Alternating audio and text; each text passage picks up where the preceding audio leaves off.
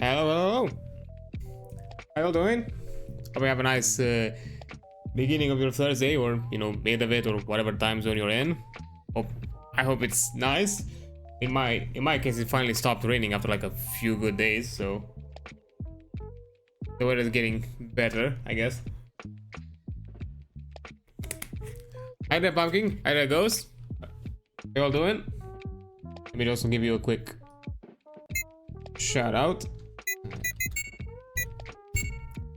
Done. But yeah, anyhow, for anybody new here, hi. I'm Adrian Solf. I also go by card. Call me however you prefer. I usually, stream indie games mostly around the weekends. Why? Because indie games are the ones that are, keeping the industry fresh, trying new ideas, innovating, taking risks, all that kind of good stuff. And we should support them the best way we can. The way I do it, I cover them on stream, talk about them, and they're also featured on my details page down below. If you want more details about that, you can also check out the command indie. And aside from that, because I've reached the follow goal requirement, I'm also doing a special one this week where I'm gonna cover indie games, all of them from a special bundle, which you can see here, and it's also gonna be linked from time to time if you use the command hpal. The Palestine relief bundle on itch, all the proceeds go to a good cause, to in helping all the those affected by the Middle Eastern war. But yeah, from what I've seen, I think they've reached their 500,000 goal, and I think they're stretching for 500, for like 500,000. And if things go well, maybe even 1 million by the end of the week, because I think that's when the bundle's gonna close. So yeah, if you want to support, if you want to have like cool indies and also support a good cause, check that link out. And yeah, aside from me covering indies, I also do ttrpgs like I'm doing right now, continuing my coverage of Daggerheart stuff. I think today, hopefully, I'm gonna finish most of the character related stuff and jump into the actual moments of play kind of thing. And of course, before we jump into the moments of play, maybe I'll also do like a quick character creation with the Demiplane website. And aside from that, I also check out popular game series. I usually go for their entire evolutions. Currently going for the Dooms one, and from time to time I also just simply chill out, play some RPGs, because I like RPGs in general, or sometimes collab with friends, because why not? That's also fun.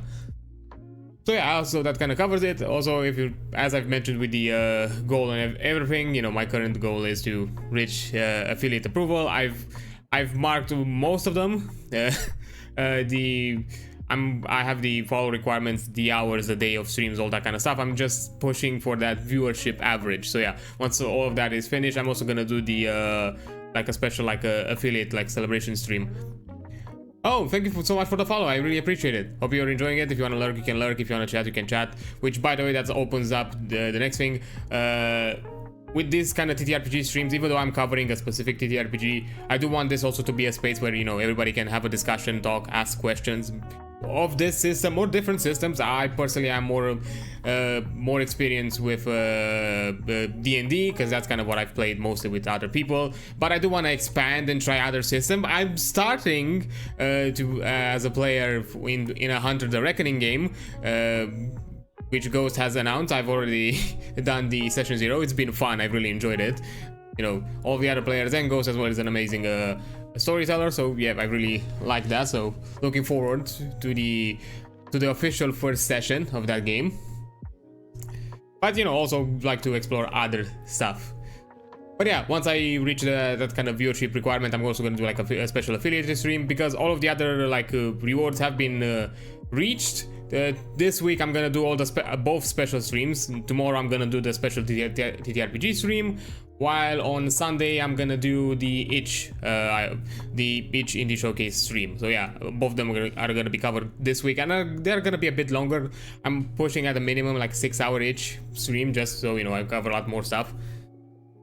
And I'm also gonna work. Unfortunately, I've been really busy because a lot of streams back together at once, and I haven't been able to do the VTuber intro song, but I'm pushing to having it done. I'm at the very least figuring out like the script of it, and then to just jump into like doing some editing and some recording.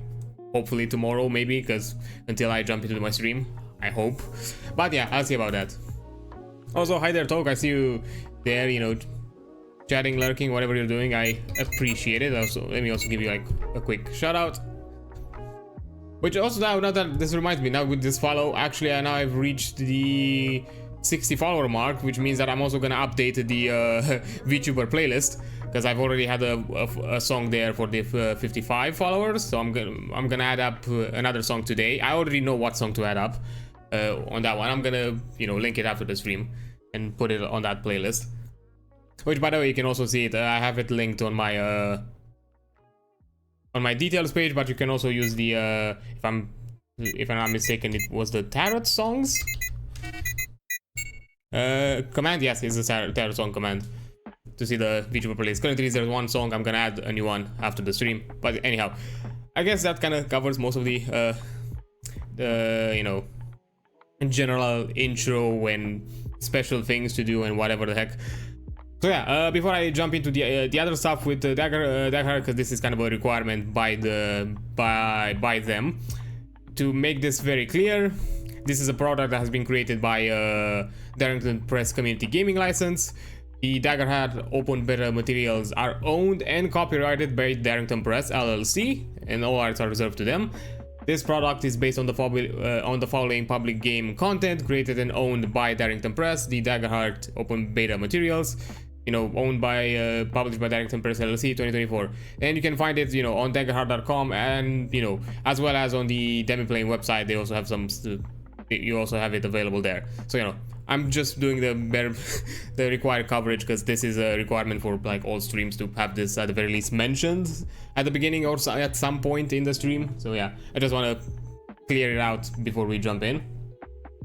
And of course, for anybody new here or just jumped into Daggerheart, a thing that I like to do before I jump into the actual topics, I like to go through the how to play Daggerheart video, because, you know, at the very least, even if somebody just jumped in for the first time in the stream and never seen Daggerheart, this video kind of gives you a bit of the details of what the game is about and puts you at the very least at some level of understanding with everybody else, so we don't necessarily, you're not necessarily caught off guard like what's everything we're talking about, especially because right now I'm gonna jump into the equipment and the character level up stuff, so that's kind of already a bit beyond. So, you know, making sure that everybody has at the very least a minimal understanding of it.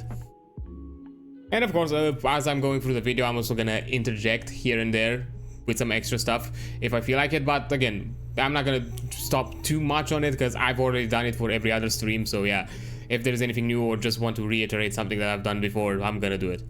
But yeah, let's also jump into this. Also, if there's any audio issues or stuff like that, do tell. I would, that kind of thing is really helpful, because I've had some issues. My stream is not perfect. I'm scuffing it here and there as always. So, you know. But I think hey everybody, my name is Matthew Mercer. And I'm Spencer Stark. And we are inviting you here to this video to learn how to play Daggerheart, a new RPG that is currently in development. So before we get into the basics, we just want to remind all of you that this game is now currently in open beta.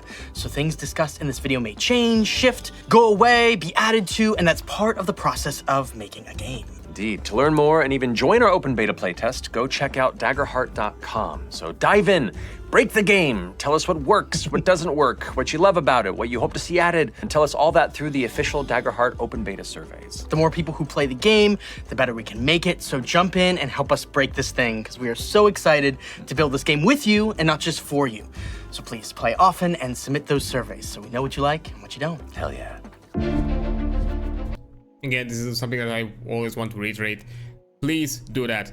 Playtest, send feedback, try to break it, do any kind of stress testing you can if you have the opportunity to try the system or anything like that. Because I understand that for some people, you know, it's hard to make a group. I know believe me, I know the struggle.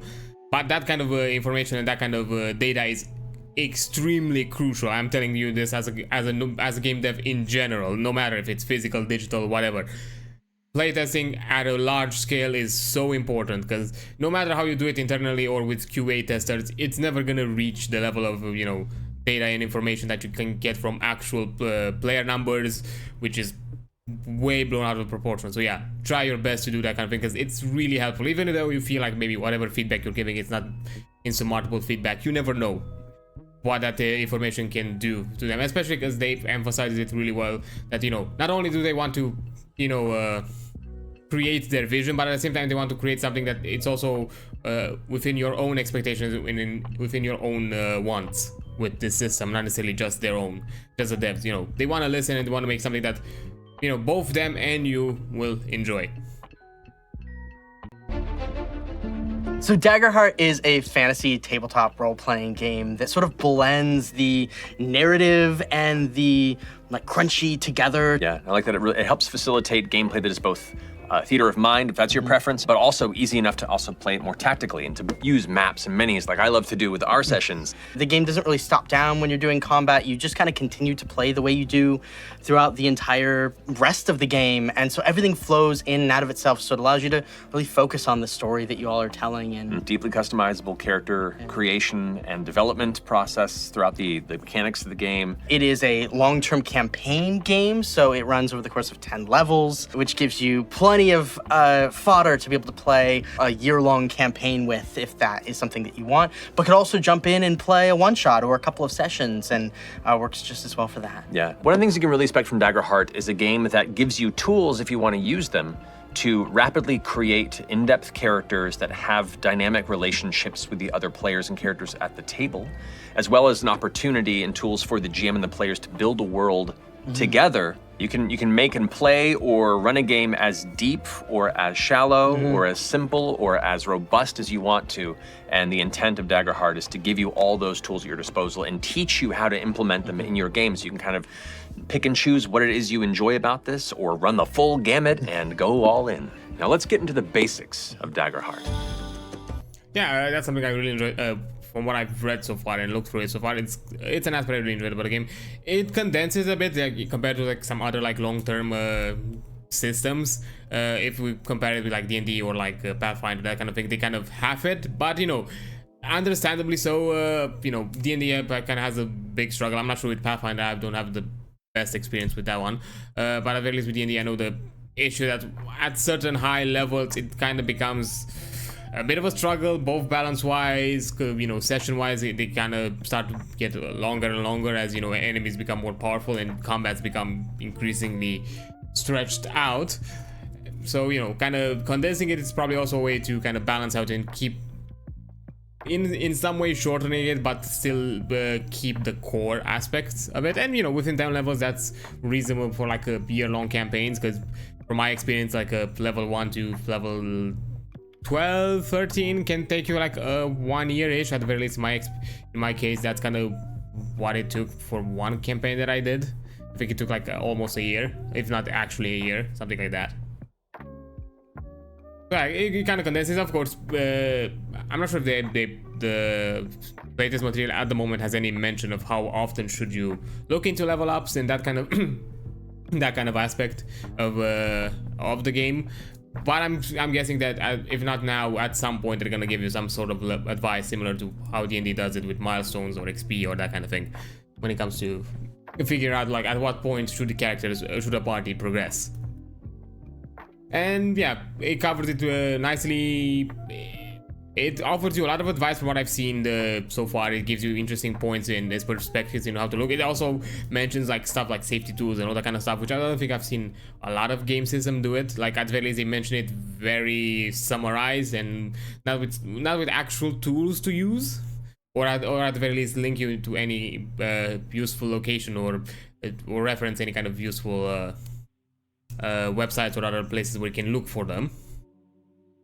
And aside from that, yes, a lot of the stuff that while in the character creation process and even beyond it, it gives you a lot of opportunities to kind of add your own touch to the game, to the characters, to your relationship with the party or the world at the same, and you know, kind of have this kind of collaborative storytelling from the get-go, from character creation. It doesn't start from session 1. It actually starts from technically session 0. You start building together something interesting, something a lot more, you know, complex. And of course, it's up to you to decide how much you want out of that, how how less you want, you know, if you want to be a bit more complex, you want to be a bit more advanced, because from what I've seen, the game also opens areas where you can be a bit more complex with it, keep it a bit more simple, depending. It's more about, you know, rulings over rules. That's kind of how they mentioned it. You know, you don't have to go with everything word by word. It's more about the experience and how you want it to play out. Duality dice are sort of the bread and butter for Daggerheart. They consist of 2 different colored 12-sided die, your hope die and your fear die. Now you choose which is which, and for us, we're using this brighter colored one as our hope die, and this kind of darker red colored one as our fear die. Anytime your GM asks you to make an action roll, you'll roll both your hope die and your fear die, and you add them together along with any relevant modifiers represented by little tokens like this. You know, the tokens can also be coins or beads, or you can just do the math in your head, but it helps to have these little representations right there next to the dice you rolled to do the quick math. Then you tell the GM your result, along with whether your hope die or your fear die rolled highest. For example, let's say Travis is playing Bertrand Bell and is making an agility roll. He has a +1 to his agility trait, and he ends up rolling a 9 on his hope die and a 4 on his fear die, plus the 1. He'd add all that together and then tell the GM that he got a 14 with hope. Yeah, now if a 14 meets or beats the difficulty decided by the GM, he succeeds on his agility roll, and he also gains 1 hope for rolling with hope. Every time your hope die is higher, you gain a hope, which is a liquid resource your character can spend to aid allies or activate special abilities. Now sometimes your character might have an experience that you could further modify an action roll in their favor. Like maybe your character has Haggler as an experience when trying to negotiate with a shopkeeper, or expert herbalist when looking for medicinal plants in the vicinity. So you can spend a hope before the roll and describe how that experience helps you, and then add its value to your roll. You add it all up, and if it meets or beats the difficulty score, you succeed. But your hope and fear die influence what happens next. Indeed, if you succeed with hope, you get what you want, and you gain 1 hope. You can spend that later on. But if you succeed and roll with fear, you get what you want, but it may come with a consequence or add a complication. Additionally, the GM takes a fear token, a liquid resource that the GM can use to affect the story both in and out of combat, but we'll cover that later. If you fail with hope, you don't get what you want and will likely face consequences, but you still gain a hope. And if you fail with fear, you don't get what you want and you may suffer major consequences. Additionally, the GM takes a fear token. Now lastly, if you roll doubles on the 2 dice, you get a critical success, which means you get exactly what you want, you gain a hope, you clear a stress, and possibly some other cool benefits alongside it. Well, now that we've explained the basics of the duality dice, let's lightly skim the character creation process. Okay, before we jump there, I find the duality dice system really interesting.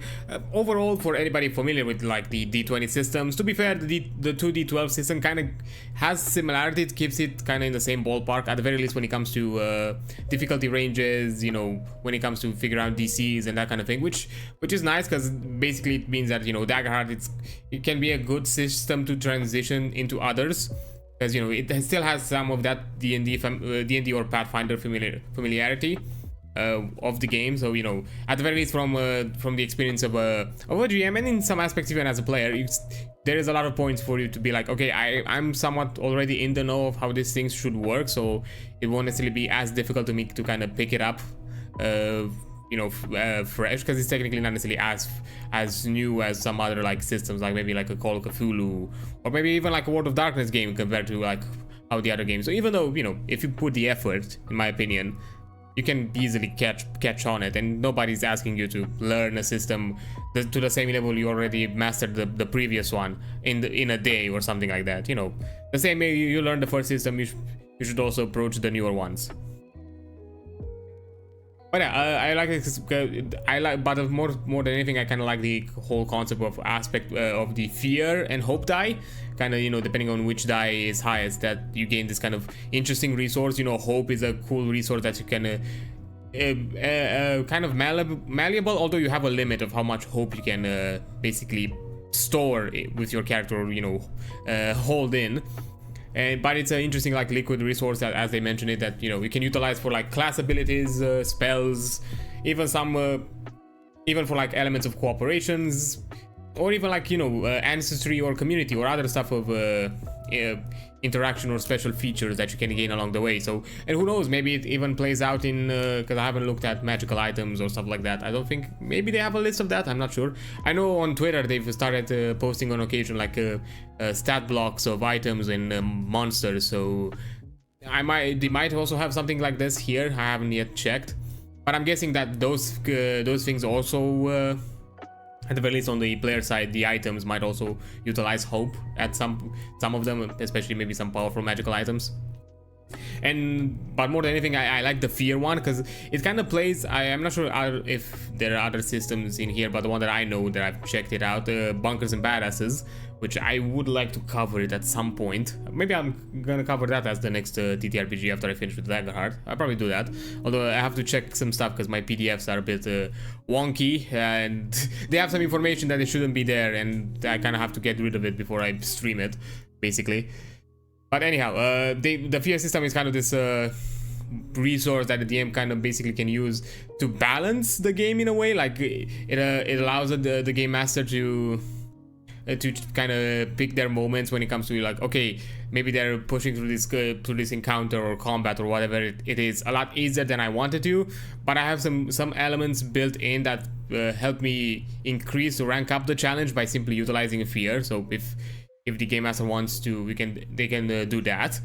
As well as, from what I've seen, there are some even player abilities, especially in the class feature side of it, that I've seen that they can actually even stop and mitigate how much fear the DM can actually obtain with certain domain abilities. And that's it's also interesting because it really becomes this kind of more strategic tactics game where you kind of play around with the resources, make sure that you gain you gain and utilize your resources as much as possible, and at the same time make sure that the game master, technically your opponent, but it shouldn't necessarily be your opponent, but your challenger should not necessarily, your adversary actually, as the game mentioned it, shouldn't necessarily have as many advantages as possible. You minimize their advantages, which I find really interesting. I don't think, because to me that's kind of a cooler aspect. It's more of a built-in system for the DM to basically balancing basically,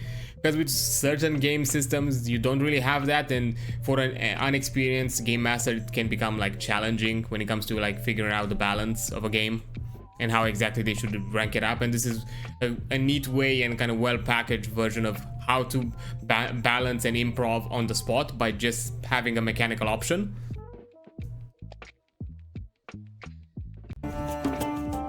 For a deeper dive into character creation, check out our Daggerheart character creation video where I sit down with Travis Willingham and make Bertrand Bell, which is linked here. But for the purposes of this video, we'll give you a brief overview. Our character classes are Bard, Druid, Guardian, Ranger, Rogue, Seraph, Sorcerer, Warrior, and Wizard. Indeed. Every class has one or more class features, which are spells and abilities that are unique to each class. Like the Rogue, for example, has a thing called Cloak, which allows them to move into a space where no enemies can see them and be effectively invisible as long as they don't move or attack. Each class also consists of the meeting of two domains, which are like symbolic themes. Through these two domains, you pick and choose what abilities you want for your character by taking domain cards at character creation and every time you level up. These domains are Arcana, the domain of innate or instinctual magic; Blade, the domain of weapon mastery; Bone, the domain of swiftness and tactical mastery; Codex, the domain of intensive magical study; Grace, the domain of charisma and enchantment; Midnight, the domain of shadow and secrecy; Sage, the domain of the natural world; Splendor, the domain of life and death; and Valor, the domain of protection. So, for example, the Bard calls upon the charm and magnetism of the Grace domain, along with the lore and magic of the Codex domain. And if you want to cast a spell from a domain card you have, typically you'll have a spellcast roll. This works just like an action roll, but uses your spellcast trait that you can find on your subclass foundation card. In Daggerheart, your base character traits are Agility, for things like sprinting, leaping, and maneuvering; Strength, for things like lifting, smashing, or grappling; Finesse, which is used for like hiding, tinkering, or fine motor control; Instinct, which is for like navigating, perceiving, and sensing; Presence, for charming, deceiving, and performing; and Knowledge, for analyzing, recalling, comprehending. You begin with a standard array of traits, which you can increase as you level. Now let's talk about hit points and stress. Okay, before we jump there, let me quickly... I think I missed it. Come on. Almost there. Ah, come on. Like the rogue class features, which are spells and abilities that are... There we go. So yeah, as you can see, the system itself kind of covers a lot of the well-known fantasy classes. Some of them are somewhat melded together, like the Seraph is kind of a, for those familiar with Pathfinder or like D&D, the Seraph is a meld of both cleric and paladin. It kind of covers both areas. You can be a bit more focused into the kind of magical healings or like divine magics, while at the same time you can be more of a, you know, divine warrior depending on what you want. You know, with Guardian and Warrior, that it's kind of the same thing. They're kind of a weird split, but at the same time combination between the Barbarian. Although Warrior, it's a bit more has a bit more of that barbarian focus, but it also have some of the kind of fighter, kind of mentor, master of kind of weaponry kind of thing. While Guardian is a bit more on the protector, the tank side of it. I'm guessing in a way I think they kind of split it and meld some of the themes just simply because, you know, it's not necessarily the barbarian is the tank and just barbarians are tanks. You know, you can also have some kind of fighter or warrior type of individual. You know, one of the ones that I haven't seen here that I would have loved to see, because to be fair, it's one of the more interesting classes. It's a class that kind of comes packed in with lore and storytelling and, you know, narrative opportunities, is the Warlock, or like the very least the packed focus class. And from what I've seen, there is nothing of that kind of aspect here. Although I do wonder if they're gonna at some point cover something like this eventually. I have some ideas of my own of how I would do it personally. I might actually even homebrew it, just for the fun of it, and just kind of work on it until, because I have some ideas of how exactly I could do it, but I have to get a bit more familiar with the system to kind of make sure that, you know, whatever I'm creating, it's at the very least melds well with the system. Yeah, and aside from that, the domains overall are really interesting, really cool, and they cover a lot of stuff, and I really liked that some of them have interesting themes, because basically every domain has an interesting theme and focus on certain things. I can't figure them out right now by memory. I think if I remember, like tactical, the bone one was more like a tactical focus domain, and in some aspects even focus on that idea of making sure that the game master doesn't obtain fear tokens as much as possible. It had options where you can mitigate that possibility.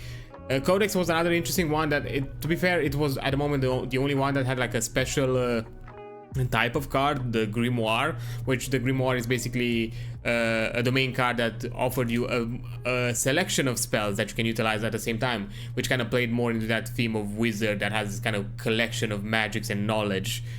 And we weren't necessarily as limited as some of the other classes. So yes, the classes that have the Codex domain will be a lot more, will have a lot more spells available basically in their toolkit compared to some of the other ones.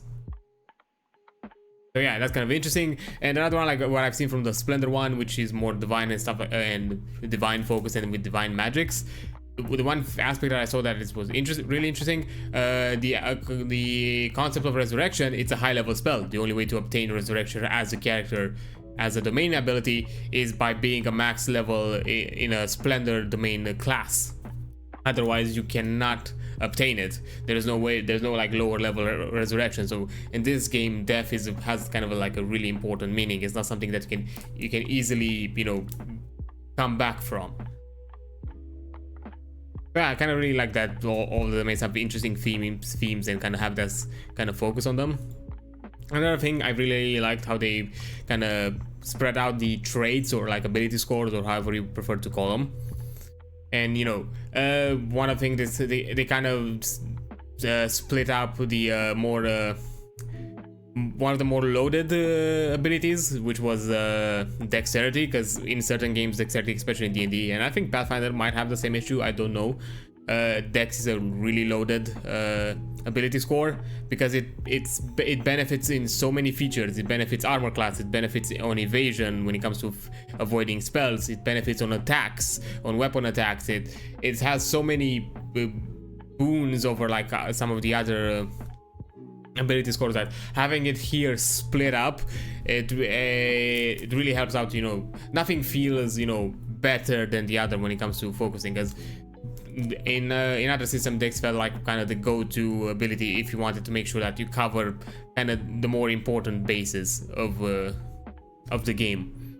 But at the same time, from what I've seen in this system, especially with the combat and that kind of thing, all of the traits are utilized. Like, no matter, even in weapon combat, like certain weapons utilize like presence, knowledge, instinct, as well as both finesse, agility, strength. Like, I don't think I've seen in any situation where none of the traits are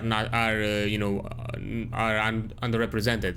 So if, for example, you could be like a presence kind of martial fighter, you could fight, I think there's like I think the rapier is a presence weapon, so basically you could be this kind of more like showmanship kind of combatant type character. So yeah, I really like that it really plays into like a lot into more themes and more kind of in more ways of play. That doesn't necessarily just focus, oh, you want to be a martial fighter, then you'll have to be something more, you know, dexterous or strength focused, and that's it.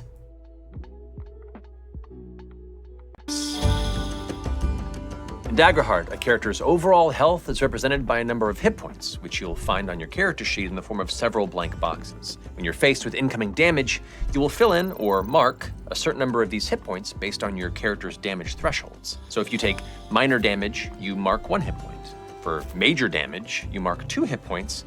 And for severe damage, you mark 3 hit points. Whenever you take damage, you simply compare that damage amount to your character's damage thresholds and mark your hit points accordingly. For example, if a rogue at level 1 has 15 damage coming at them, that would be just over their severe damage threshold. So they would mark 3 hit points. If you ever take damage below your minor damage threshold, you take a stress instead of damage. Now, stress is also a resource that your character can endure to carry out certain uncanny feats or class abilities. But you gotta be careful. If you should ever need to mark a stress, but you can't because they're all marked, you mark a hit point instead. Evasion represents your ability to avoid being hit by an attack. So when the GM makes an attack roll against a player, they roll 1d20. They add any modifiers and see if the result meets or beats this number. If the attack hits a player, the player can choose to mark armor slots to reduce the incoming damage by their armor score. For example, let's go back to our level 1 rogue that has 15 damage coming at them. If they have an armor score of 3, like if they have leather armor, they could choose to mark one of their armor slots and reduce that damage to 12, downgrading that severe damage into just major damage. This means they mark 2 hit points instead of 3. They can always choose to mark more than 1 armor slot if they need to reduce the damage by more as well. And you can, of course, get those armor slots back, but you have to do it by repairing your armor during downtime. We'll cover that in just a little bit. Now let's go ahead and talk about Game Master stuff. Okay, I think one of the things that my favorite aspects of, let me find it somewhere, and it's here. Yeah, one of my favorite aspects of this system is how they kind of handle damage, mitigation, and, you know, all that kind of thing. Because it's still somewhat number focused, but it keeps it simple. Like, it's number focused where it should be number focused, but, you know, it's a lot more simpler when it's where it needs to be. Although I do want to make a notice, because this video is slightly older. They did a bit of an update on the damage threshold system. Minor damage is capped at 1, so there is nothing below 1, and they've removed the concept that if damage taken below your minor threshold marks a stress point, you never mark a stress point if it's below your minor threshold, which is interesting because some classes actually still increase this minor threshold, even though at base level it's capped at 1 and it's never necessarily increased. It's only increased through class features or domain cards. So it makes it even more kind of useful to have this to focus with the classes, with the appropriate classes to kind of focus on this, because you can basically become a lot more tanky. Because literally, if you increase it to something like a level like 5, basically any damage that's 5 or below, it's full on, or actually no, below 5, it's full on mitigated. You don't mark anything at all, no stress, no hit points, nothing. again, but at the same time, because of it, I kind of like this because it keeps it simple. You know, it's not necessarily like you don't have a number pool that you have to constantly like, you know, subtract or add numbers to it. It's just a simple like check mark, and you know, all of the numbers are here. It also, I really like that it also has like a bit of like a tactic elements to it, because you have the your armor score, which is basically a way to, you know, reduce the damage taken, and have it kind of as a separate resource, which, you know, helps you strategize like, okay, is this moment like crucial for me? Should I reduce it or not? Should I basically take all of the damage, or maybe, you know, or I'm in a really bad spot, or maybe I should utilize all of the resource, or maybe just a bit of it. So yeah, I like when, you know, certain aspects of the character aren't necessarily full on static. It's they are a bit more involved, because, you know, with other games, you know, armor score is just a number, a threshold number that, you know, you need to, you know, beat in order to do something. Here, you know, a lot of them still have some utility.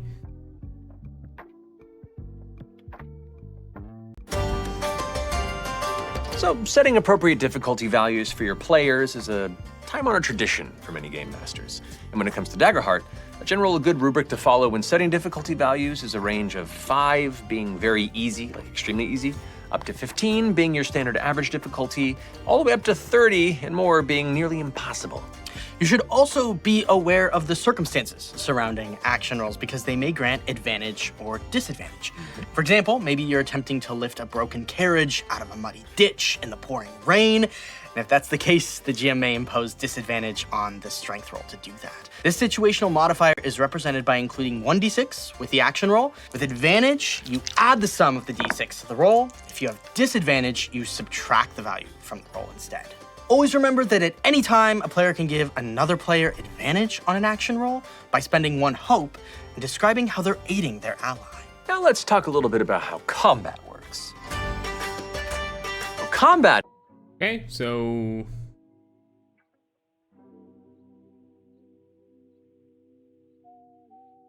yeah, as I mentioned, in here, it's kind of in the same ballpark difficulty as Pathfinder and D&D, simply because, you know, the 2d12 system kind of gives you almost the same results as you would get from a single like d20 system, 1d20. It's slightly over, but not by much. But consider that in this game, the proficiency bonus increases are not necessarily a thing. You don't necessarily, there are very few places where you actually increase your overall result with that. It, you know, it keeps it a lot more balanced, and it's not necessarily to the level of like D&D, where you start like with 2 proficiency and stuff like that. The bonuses are a lot more incremental on the proficiency aspect. And I also like that advantage and disadvantage is kept simple. It's just an additional increase or subtraction from your existing roll. It's not necessarily a re-roll or anything like that, so you can still keep your, you know, your hope or fear benefits depending on whichever result was higher, that kind of a thing, which is probably also another reason why they decided to have it like as a separate dice, represented as a separate dice than anything else. And, you know, as well as if you again do the maths, if it was like a d20 system, a d6 is kind of the best representation if you are talking about subtractions. Because usually the ballpark rule in both in Pathfinder and D&D, when we're talking about disadvantages or advantages, the flat number is usually represented by 5. If you don't want to do a roll, you can just simply add or subtract 5 to the existing roll. That's basically the math-wise. That's kind of where it's represented if you were to do the number crunch of it. So yeah, if you were to gain advantage, instead of re-rolling, you could just add a +5 to your existing roll. If you had disadvantage, you just subtract 5 from your existing roll, which is why in certain aspects of the character creation or the character sheet, you actually add that +5 static increase, because that's how it's represented on paper when you mention advantage as a flat increase.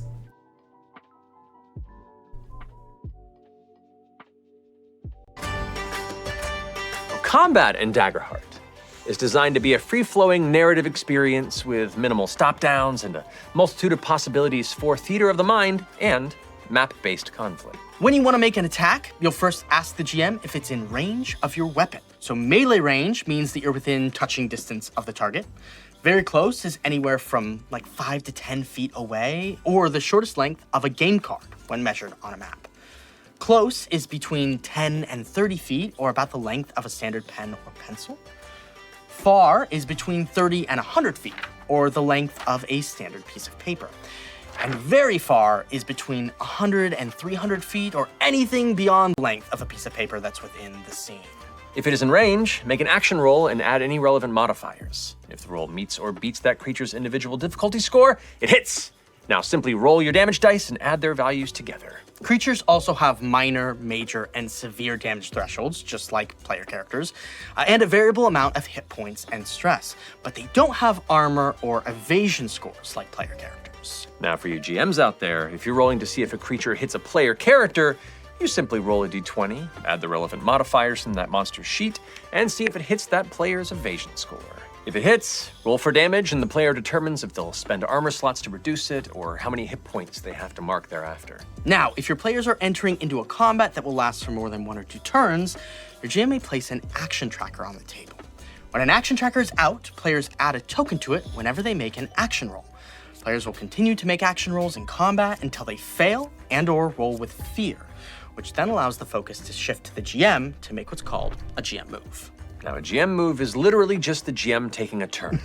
So after a player rolls with fear and/or fails an attack roll, the GM then has the opportunity to spend any number of action tokens from the tracker and activate that many enemy combatants. So all those turns the players took in succession now have turned into resources for me. After the GM turn is resolved, play then passes back to the players. Anytime, GMs can also spend 2 action tokens to gain 1 fear token. Remember those? How every time your player characters roll with fear, the GM collects a fear token? Well, here's where they factor in. At any point during combat, a GM can spend 2 of the fear tokens accrued during a session to make a GM move without needing the players to roll a failure or with fear. Additionally, GMs can spend fear tokens to activate special abilities of adversaries, or generate action tokens for themselves, or make particularly big and dramatic GM moves. If things go really bad in or out of combat, character death in Daggerheart is a real possibility, but the system offers players 3 options to choose from when the character marks their final hit point. The first option is called Blaze of Glory. This option lets your character, you guessed it, die in a glorious and heroic fashion, where they take one final action that will be an automatic critical success before passing into the great beyond. Then there's the ever-popular Avoid Death and Face the Consequences, where your character drops unconscious and cannot take any actions until they get at least 1 hit point back. When this happens, you roll your fear die, and if it's equal to or under your level, you gain a scar, which means you permanently cross out one of your hope slots. And finally, there's Risk It All, our personal favorite, I believe, which leaves it all up to chance. You roll your duality dice. If your hope die is higher, you stay on your feet and clear an amount of hit points and/or stress equal to the value you roll on your hope die. But if your fear die is higher, you immediately cross through the veil of death. Now, if the duality dice are tied, which once again is a critical success in Daggerheart, you don't just stay on your feet, you also clear all of your hit points and stress, renewed and ready to go right back into it. Now that we've covered all the stuff you can do in combat, let's touch on some of the stuff you can do during your downtime. Yeah, combat is kind of interesting. I'm really curious about the aspect they mentioned, that it's a lot more free-flowing. I'm guessing it doesn't have that kind of like static stop that you usually feel with the other systems like D&D or like Pathfinder, where, you know, combat feels a lot different when compared to the other aspects of the game. It takes a lot longer. Sometimes it can be bogged down depending on what the situation, number of adversaries, that kind of a thing. One aspect, I like to highlight every time because I really like it. It's the way they kind of represent range in this system. Yes, they have the standard measurement of like distance in feet and that kind of thing, but I like this kind of a more ballpark kind of makeshift approach that kind of embraces that aspect of ttrpg play, where you do with whatever you have on hand, and melee being touching, very close being a card, standard pencil, sheet of paper, and all that kind of thing, which is materials that you would probably have at the table when at the very least in a physical environment, and in some cases, hey, even digital, if somehow you really want to represent that in some way. So I really like that. It's a really neat aspect of play. Then this part, which is my favorite again, as someone that it's because this offers a lot more of this what I call kind of dynamic difficulty. Basically, depending on how well the party performs, that also determines how well the game master and basically the adversaries, the opposite side, performs. Which keeps it kind of within balance. And I think in this game, action economy is not necessarily as harsh as in other systems, from what I've seen, because of it. Like, even if let's say the players are the party is outnumbered by adversaries, depending on how well they do their attacks, if they have like a really bad turn, even the adversaries are gonna have like basically a bad turn. So action economy in this case, it's not necessarily like the king is not predominant. Of course, the DM still has the game master still has some tools available to increase the number of attacks and increase the number of elements that happen here. One of the aspects that I really like is that, you know, you can utilize fear tokens to activate a special ability, which kind of plays into the idea, I think Matt Colville kind of talks about more, the kind of, you know, action oriented enemies. Basically, you know, enemies shouldn't necessarily be just pools of hit points and that just simply swing swords and that's it. They should have elements that, you know, make the combat challenging, interesting, and make the player rethink their strategies. And they don't necessarily keep themselves to the same, just do the thing that does the biggest damage numbers and that's it. Maybe sometimes you have to strategize, you have to use maybe more crowd control, maybe more mitigation, maybe other aspects. I think like a good game that basically, for anybody that is a game master, in my opinion, that should play, is Baldur's Gate 3. Like, at the very least, if you're like a D&D player, Baldur's Gate 3 really has a lot of interesting combats, especially boss battles, that basically tell you like, look, combats should not just be pools of hit points hitting each other. You can add elements to the environment, you can add interesting aspects of the game, like the I forgot the Forge construct in the Underdark. That boss battle is amazing because it really changes your focus in that combat, because that boss is almost untouchable. I'm not gonna give you like the details about how exactly you beat that boss, because, you know, discovering it's part of the fun. And, you know, who knows, maybe I'll do a Baldur's Gate 3 playthrough at some point. I do plan to do it at some point, maybe after I finish the Fallout New Vegas stream. Maybe I'll also jump like into a Baldur's Gate afterwards, because I don't want to crowd myself with too many RPG games at the same time, because then after that I'm never gonna finish a game if I do that. But yeah, and aside from that, another aspect that I really like is the character dev options, because it leaves it up to the player. You have a selection of what exactly you want out of this character when they are facing death, and they have the liberty to do whatever they prefer. Because, for example, Blaze of Glory is this perfect moment of not only having an impactful final last throw at their challenger, but at the same time, if the player ever feels like whatever character they were playing is no longer fun to them, or maybe for pure experience and narrative and storytelling reasons, this feels like the best moment for them to kind of have a send-off, they have this option. Or at the same time, they can also talk with the game master beforehand and be like, hey, look, I kind of want this to be the end for my character, the pass over for my character. So maybe we should, the next encounter, we should have like an encounter soon enough that kind of opens this possibility for my character, so I can get there and then, you know, jump over to something new, something more fun. Of course, then you have the second option, which is avoid death phase consequences, which is a more kind of the middle ground, like safe option. But I find it really interesting that depending on your dice result, you kind of have this element called a scar, where you lose a hope, which can be interestingly represented. You can maybe even represent it in narrative in game somehow, like maybe a character loses something which kind of represents their loss of that hope. It could be physical, it could be mental, it could be anything. Who knows, maybe the DM can homebrew something about it, like when you lose a hope you gain something else instead that kind of represents that aspect. I think there's some rules that I've seen, because I think I saw a rule as I was scrolling through the playtest material that mentioned something about massive damage. Maybe it's something similar like in D&D, where massive damage can actually have some physical impacts towards your character. And of course, the chaotic option of risk it all, just leave it up to the dice, which can lead to probably insane and funny moments and really cool, probably narrative experiences. Which, but again, the thing that I like, it's open to the players. Because at the very least, from what I understand of how they are explaining it, and from what I've seen, it's not like the game master chooses which one of these options you put in play for your sessions. No, all three are on the table, and it's the player's choice which ones they want to use.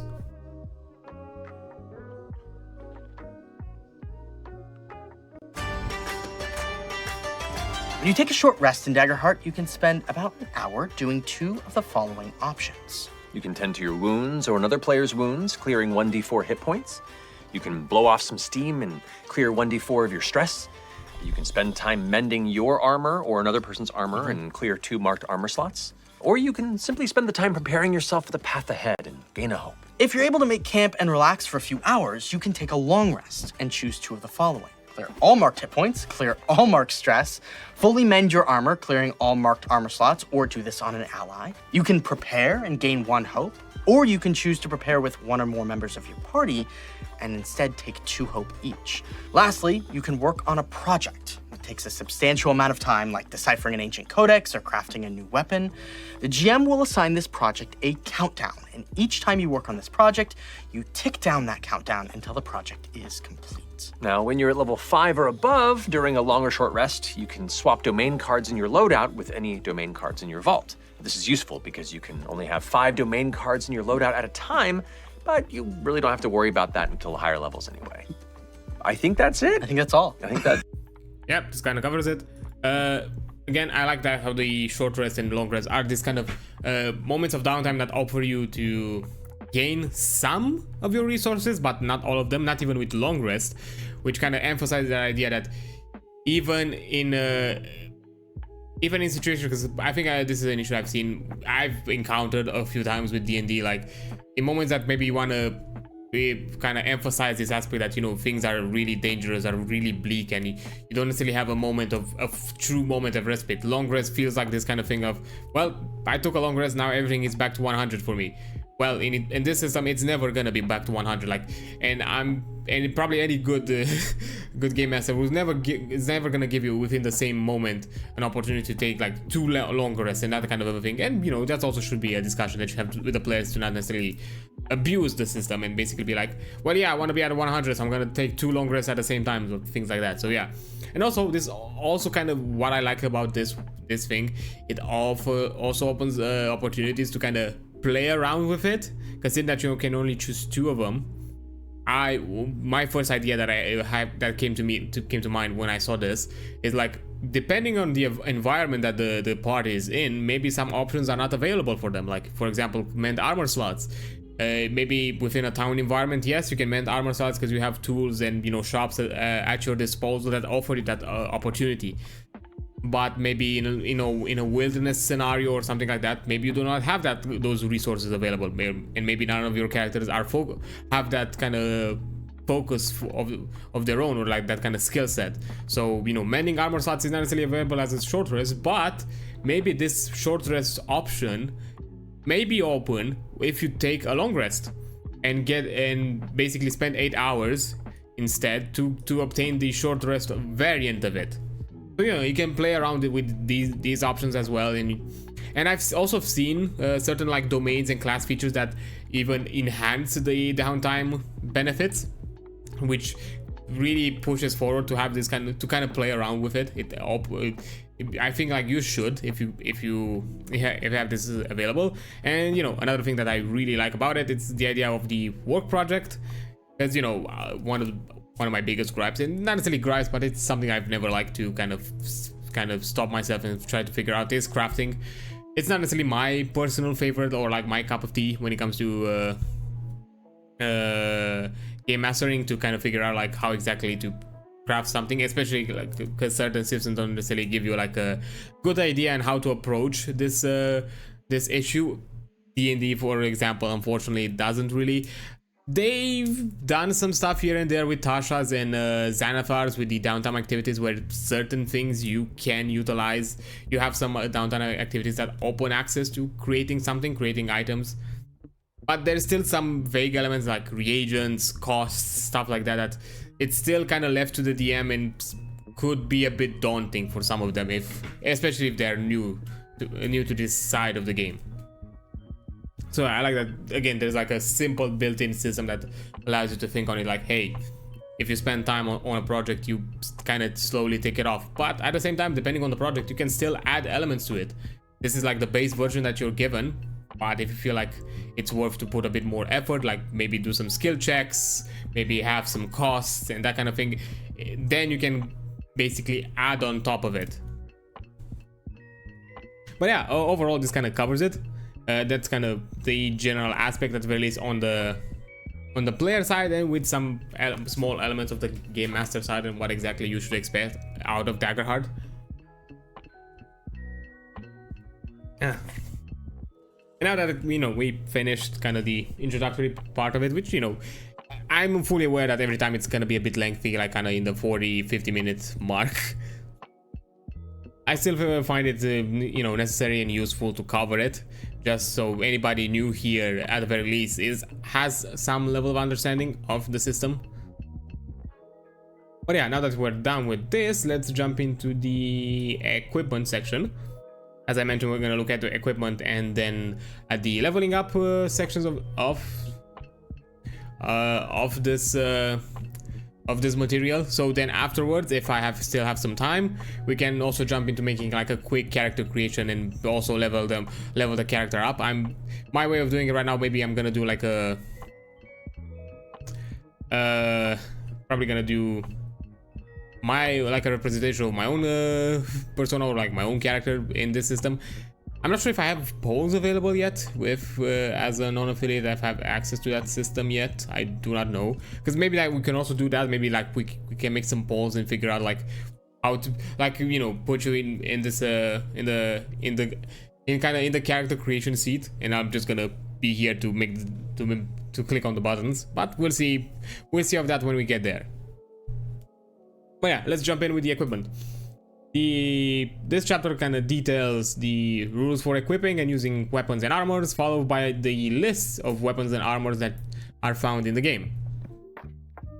So, equipping, storing, and switching equipment. As a player, you can equip weapons and armor to your character by recording them on your character sheet. The active in the active weapon and active armor sections. When equipped, you can attack with the weapons and benefit from the armor and gain any other features of those items. So basically you have an active slot and basically I'm guessing something kind of inactive or on hold or on kind of holstered option of it, which is kind of an easier way to kind of keep track of it, and probably also a way to have it kind of on paper. Inventory weapons. As you acquire new gear throughout your journey, you can carry 2 additional weapons, either primary or secondary or any combination of the 2. In the inventory slots, there's only so much room in your pack. The inventory weapon slots hold gear you don't have equipped, so you aren't wielding these items and you don't gain their benefits. Okay, so yeah, in the game you have two types of weapons. You have the primary weapon and the secondary weapon. A primary weapon in its name is probably it's one of the more main focused weapons, like axes, great swords, great axes, that kind of a thing, rapiers.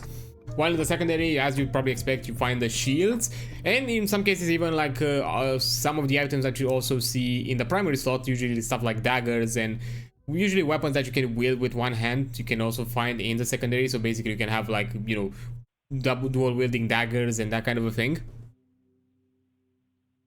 But yeah, this is kind of a more kind of on paper and more on view way of basically saying like, look, this is what you have equipped, this is what you have in your inventory, and it's your, and because for example I think one of the things that I had in D&D is the switching weapon action, free actions, all that kind of thing. That's kind of where the holding and and holstering weapons kind of goes into. or like tow weapons kind of go into, and has always been fiddly in my opinion, and I'm pretty sure like certain DMs kind of start to slowly ignore it, because you know there's no like clear definitive way. It all goes into this nebula action of it's all part of the free actions, but free actions are not necessarily a well explained part of the rulings when it comes to the action economy of characters, because you know you have actions, bonus actions, and reactions, but the free action side of it has always been a bit nebulous. So yeah, this kind of makes it a bit more obvious, and at the same time I really like it that they kind of tell you on paper, look, this is how many weapons you can hold, you cannot have more than that. And so it also kind of opens this kind of room of you have to choose. Once at a certain point in the campaign, I'm guessing, if you became basically this kind of walking armory, like you or your party, you kind of start to decide like, okay, what I'm keeping, what I'm leaving behind, or things like that. Behind in the sense of maybe at that point you can start investing in stuff like, you know, vaults, you know, guild halls, that kind of a thing, where you can maybe hold a lot more weapons than you can hold. Yeah. Okay, switching weapons. You can use an action to equip an inventory weapon, moving your previous active weapon into your inventory weapon section. Okay, so you're using your action to basically do this kind of which I'm kind of curious how exactly it plays out in combat. I'm not gonna jump to conclusions, and also I haven't yet full on go into the section of what it means in play. Like, you know, playing an adventure, what exactly it means utilizing an action. It could, because if you have like one action available, that can be a bit weird if you just have to basically waste your action economy in one turn just by simply swapping a weapon. I'm guessing you have available more things, more than one action available at a time. So it's something I'm gonna look into, because that's gonna be the next thing after I'm finishing equipment and leveling up. I'm gonna look into the playing an adventure and the full example of play. Those will be the next two things that I'm gonna focus on, which will probably gonna be next stream, which are gonna talk about more like what exactly you can do in the game, and also like go through like because I looked at the example of play. It's a neat way of kind of showing you an actual in the name kind of a representation of what you'd expect to see in one session, with some examples and like dialogues and stuff like that. Okay, switching armors. You can't equip armors while in danger or under pressure. At other times, you can equip armor freely, replacing your previous active armor with armor you've purchased or otherwise acquired. Each armor uses its own armor slots as recorded in the boxes in that sections. If you switch armor, be sure to keep track of how many armor slots you have marked on the old and new armor, especially if you are giving your old armor to a party member. You cannot carry additional armor in your inventory. So yeah, apparently the armor slots are connected to your armor, not connected to your character. So we can basically a neat way of refreshing that resource is by simply swapping armors, but at the same time it also mentions that you can't carry more than at least from what I'm understanding, you cannot carry more than one armor. Actually, let me just double check just so I'm sure about this. Game rules. Can I go here? Actually, let me copy this, because I'm gonna jump in here. Okay, let's see, because if I remember correctly, I mean I can look at the classes, because that's kind of where it shows me one of the character sheets.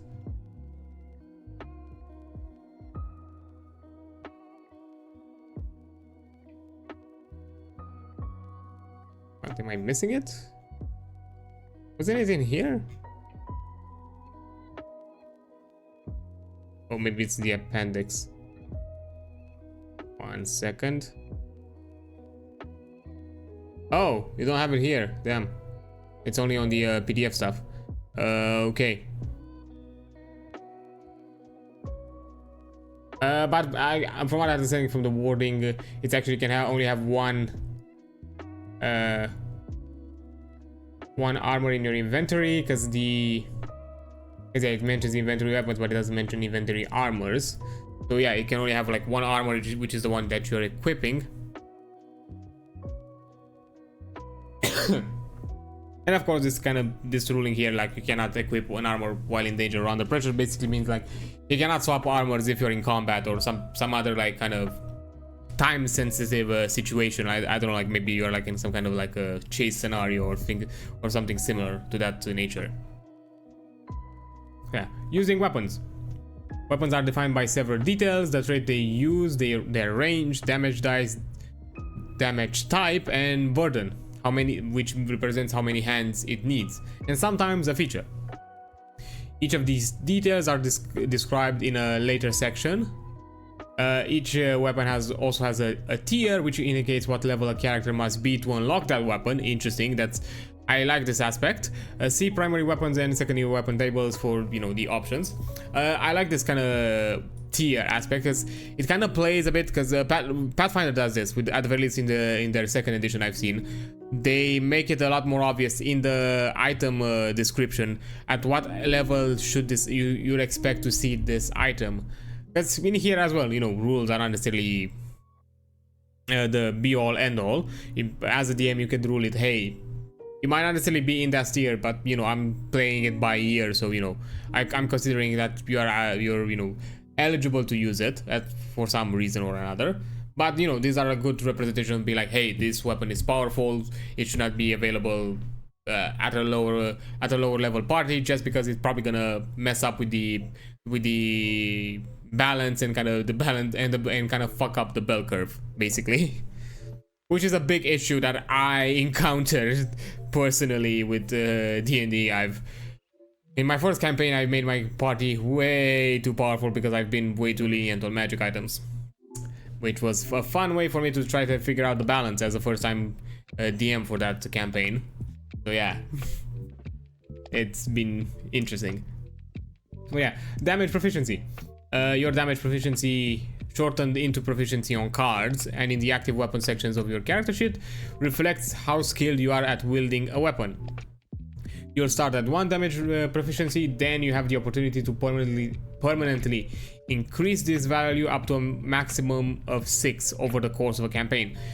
Your damage proficiency generally determines how many damage dice you roll on a successful attack with a weapon. Though other abilities or spells may use damage proficiency as well, this value is not weapon specific and does not change or reset when you equip a new weapon. Anytime you damage roll denotes the damage type, the dice type, but doesn't tell you the number of dice roll, like I deal 8d8 physical damage, that means that you roll the number of dice equal to your proficiency. So yeah, I like this because this kind of this kind of puts martial characters kind of at the same power level to spellcasters, because one of the biggest issues that I've seen is that, you know, spellcasters quickly outshine martial characters in when it comes to dealing damage, simply because their spell abilities get insane when it comes to rolling damage dice compared to martial characters, which are usually stuck in between like 1 or 2 damage dice, maybe 3 depending if it's like a magical weapon or something like that. And of course I'm not counting like character features, because there are a few, like, you know, Barbarian have their brutal critical, which basically increases their bonus in critical damage, but you know, you still have to get a crit. Rogues have sneak attack, which is one of the more easier ones, I guess, to get, because you know, if you know how to play your rogue, you can easily obtain your sneak attacks every turn. And fighter basically tries to kind of remove that issue by simply having more attacks. That's basically it. Monk, I think, is the only one that kind of suffers from this kind of problem with the damage dice numbers, where they don't necessarily have a big pool of, they're not like necessarily a big damage dealer. But to be fair, in my opinion, monks excel in other things that do not necessarily mean damage or DPS. So yeah, primary and secondary weapons. Okay, so now this is gonna explain it a bit better than my short description of it. Weapons fall into 2 main categories: primary and secondary. Primary are the main weapons you'll likely be fighting with during an encounter. You can also hold one of these at a time in your primary weapon slot. If you take a weapon with a burden of 2 hands, see the burden, this is typically the only weapon you can have active. To find a list of starting primary weapons called tier 0, you can find it on the primary weapon tables. For secondary weapons, which are typically ancillary pieces of equipment that augment your fighting, like shields, daggers, small swords, etc. If your primary weapon has a burden of 1 hand, it is recommended that you also take a secondary weapon, but you can't hold a secondary weapon if your primary weapon requires 2 hands. You can hold 1 secondary weapon at a time, which goes into your secondary weapon slot. To find it, you can also look in the secondary weapon tables. You can make an attack roll with either the primary or secondary weapon you have equipped, allowing for flexibility in the types of attacks you make. The secondary weapon often also has a feature that augments another aspect of your fighting style as well. A dagger might grant you an extra damage to the targets you attack with your primary weapons in melee. A shield might add to your armor scores, and so on. Most adventurers will choose to at least carry a primary weapon, but you're not required to. For guidance, use for guidance on fighting without a weapon, see unarmed combat rolls. So I wonder if it's a section here. Actually, let me check. I'm actually kind of curious. Oh, it's in the playing an adventure. Okay, it's a later chapter that we're gonna look at anyways. Yeah, there's also the option of but yeah, as mentioned, primary weapons are kind of the main thing that you focus on. Secondary weapons are basically an alternative options that you can have if you choose a secondary weapon that is actually an actual weapon and not necessarily something like a shield. But as they mentioned, and I've quickly kind of looked at the list previously, yes, sometimes secondary weapons can basically enhance your primary, so they're not necessarily required to be used all the time. Throwing a weapon. When you are using a weapon that could be theoretically thrown, like a dagger or an axe, you can throw it at a target within very close range, making a finesse attack roll. On a success, deal damage as usual for that weapon. Once thrown, you lose that weapon unless you retrieve it, and you can't attack with it or benefit from its features. So, okay, this is more kind of a generalized rule, which is not necessarily dependent on the weapon you're using. I'm guessing there are exceptions of actual throwable weapons. As is mentioned here, that could be theoretically thrown like daggers or axes. So this is more for the situations where you have a weapon that doesn't clearly specify a throwing feature, so you're just using this general ballpark rule. Because who knows, maybe you also want to do this with, I don't know, maybe you want to do this with a battle axe. Why? I don't know. Would it work? Maybe not. Then you have a quick explanation of the weapon statistics, which each weapon presented in this book includes its name, trait, range, damage dice, damage type, and burden, and sometimes even a feature. For example, like short swords, which are a static weapon, have the following. Of course, the name is a short sword. Trait represents which ability trait you are using to determine your rolls. In this case, it's agility. The range is melee. The damage dice, it's a D8 and it's physical. And overall, in Daggerheart, the damage is only represented by physical and magical damage, nothing else. They don't necessarily have damage types. I don't think I've seen like stuff like fire, ice, or like elemental damages. You just have magical damage and physical damage. The weapon's burden is one-handed, so you can only wield it with one hand. And they have a feature, reliable, +1 to attack rolls with these weapons. So basically, your attack roll is increased.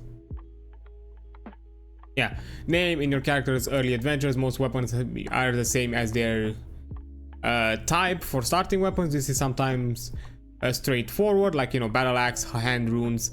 As a character levels up and collect better equipment, this type could be more specific, or sometimes more specific, something like a flaming dragon scale blade, a valiant bow, or a weapon, or even a named weapon like a wand of Essek. Ooh, wand of Essek, nice. Knowledge, fire, it's a D8 plus 13, magical, damn. Time, feature, time bender, -1 to agility. You may choose the target of your attack after making this roll. Ooh, interesting. Name dropping the wizard boy Essek, nice. trait. This tells you the trait it is used when making an attack with this weapon. For example, strength weapons use your strength character trait whenever you use it to make an attack, as I mentioned with the agility. Yes. Range signifies the distance on which weapons, or effect can hit the target. Distance in Daggerheart is zone based and relative to your location. You may be able to hit something in melee, very close, far, or very far range with an effect or a weapon. Which I'm guessing in this case melee range is more determined as touching range, because I'm guessing it's kind of in that same ballpark, as it doesn't necessarily mention touching, it just mentions melee. Damage dice. The damage dice represents how deadly your weapon is against the enemies you face. When a weapon's damage is lists a type of die like a d8, you roll one of those dice to determine the damage you deal. As you gain levels, you'll increase your damage proficiency, which starts as a 1 unless you otherwise specified. You roll a number of dice equal to your proficiency. When your proficiency increases to 2, you roll 2 dice, and so on. Adding their values together to determine the damage, and so on. For example, if your proficiency is 2 and your weapon die is a d8, you roll 2 d8s and add their value together. If you roll a 4 and an 8 on this dice, you do a total of 12 damage. Damage dice sometimes list a modifier at the end, like a +1 or a +3. You add this number to after all the dice have been rolled. For example, if your proficiency is 3 and you successfully hit with a weapon that deals d8 + 5, you roll 3 d8 dice, total them, and then add a +5 to the overall result of that damage. Then you have damage dice. A weapon's damage dice is specified about what kind of damage it does to a target. It can be either physical or magical. Physical is usually damage from any wielded weapons, cuts, stabs, bludgeons, from the traditional weaponry. Magic damage is usually damage caused or enhanced by magics. It could be spells, smites, spirits, that kind of a thing.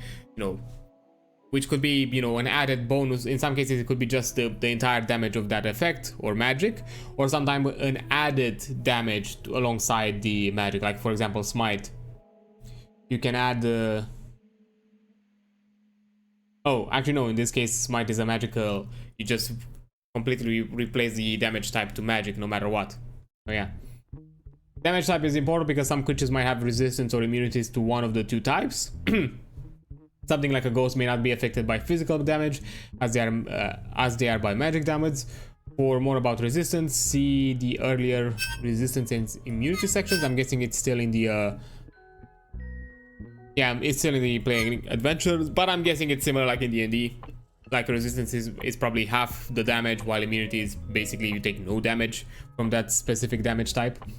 You typically can't wield weapons that do magic damage unless you can spellcast, a feature available on some class foundations. Oh, I see. You don't necessarily have available those.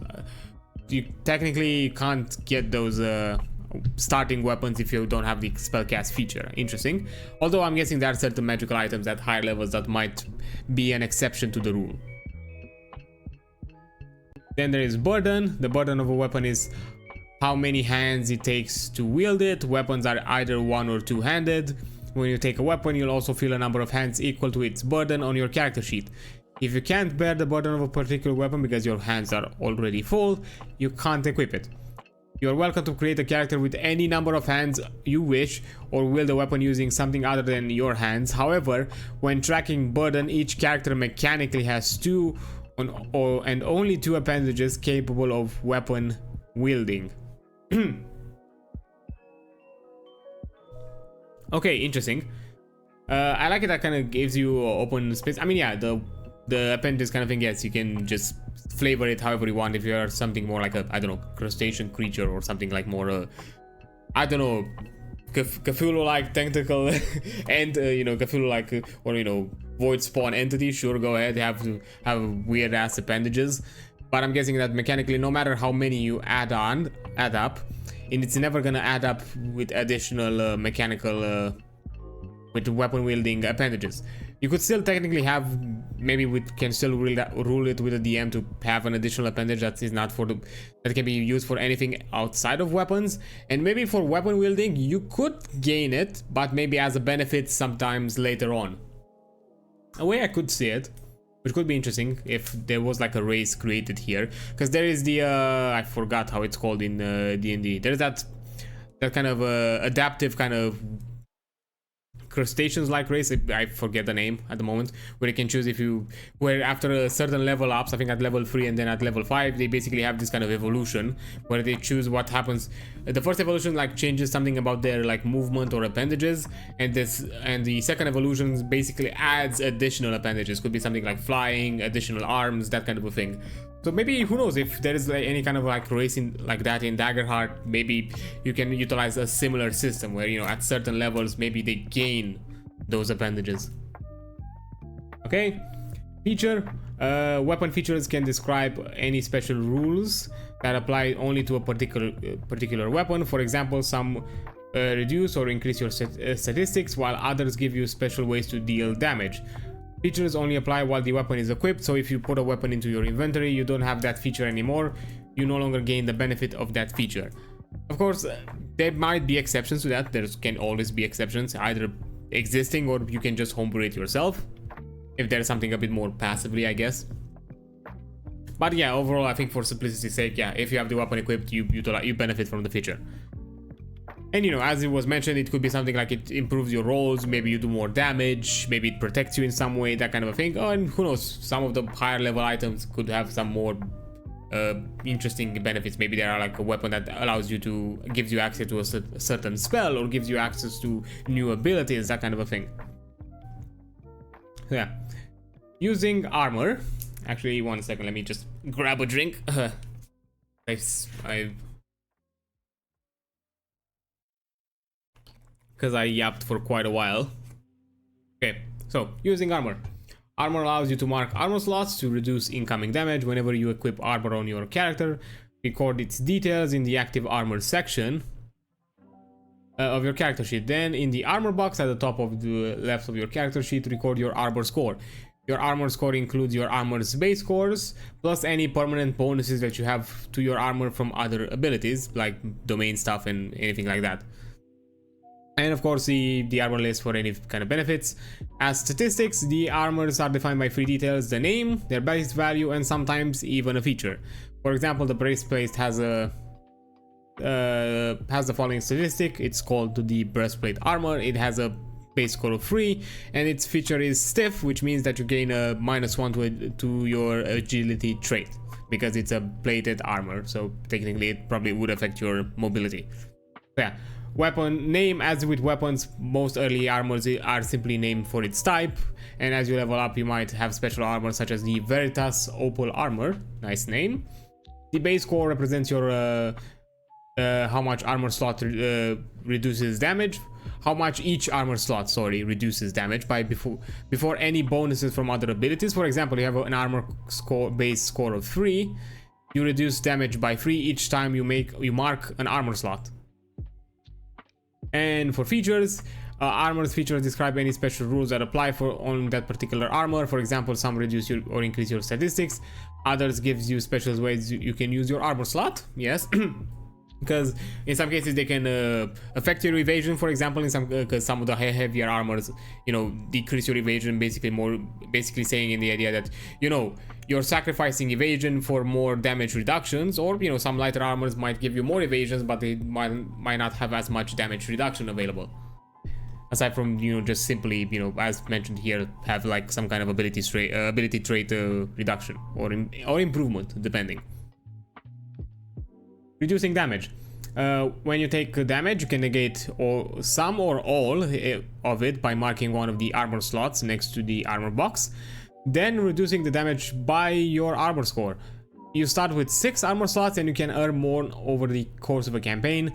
Each time you take damage, you can mark as many armor slots as you'd like, up to the total that you have remaining when reducing damage.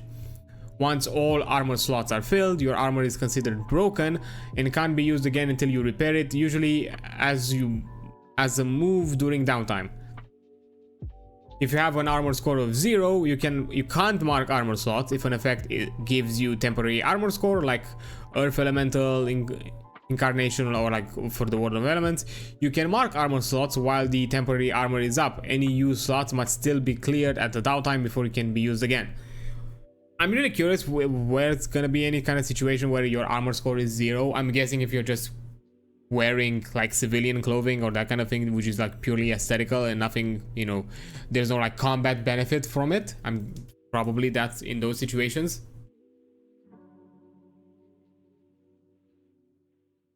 But as mentioned also in the video as well, yeah, armor score, you know, the armor score represents how much damage reduction can do, and you know, you can reduce as much as you want depending on how many armor slots you have available.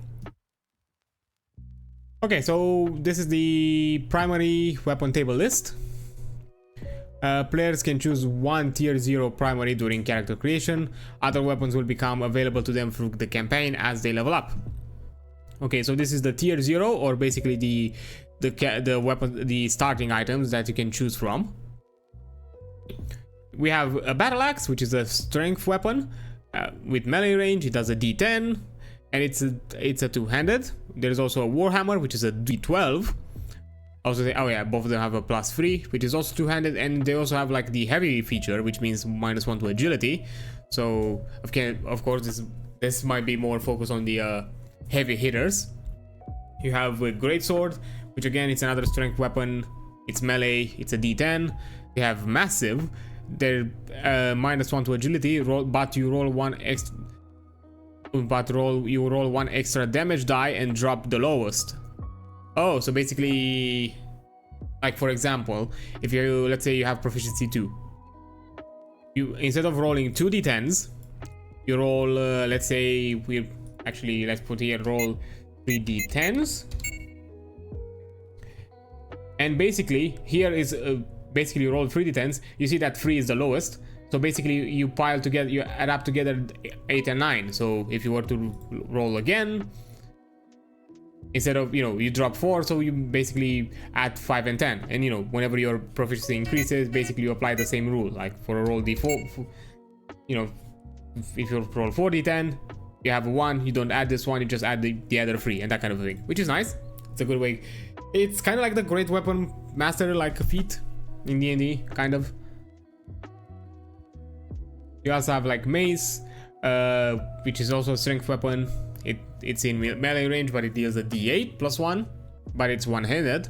So from this point on, you can also benefit from something from a secondary. Short sword, as shown before, it's an agility weapon. It's melee, it does d8 damage. It's one-handed, and it has the reliable feature, which basically get a +1 to attack rolls with this weapon. So you have a higher chance to hit if you wield this weapon. Long swords are just an agility weapon where you do a d8 +3 physical damage. Cutlass, it's the first one, which is actually, there we go, the first like presence weapon.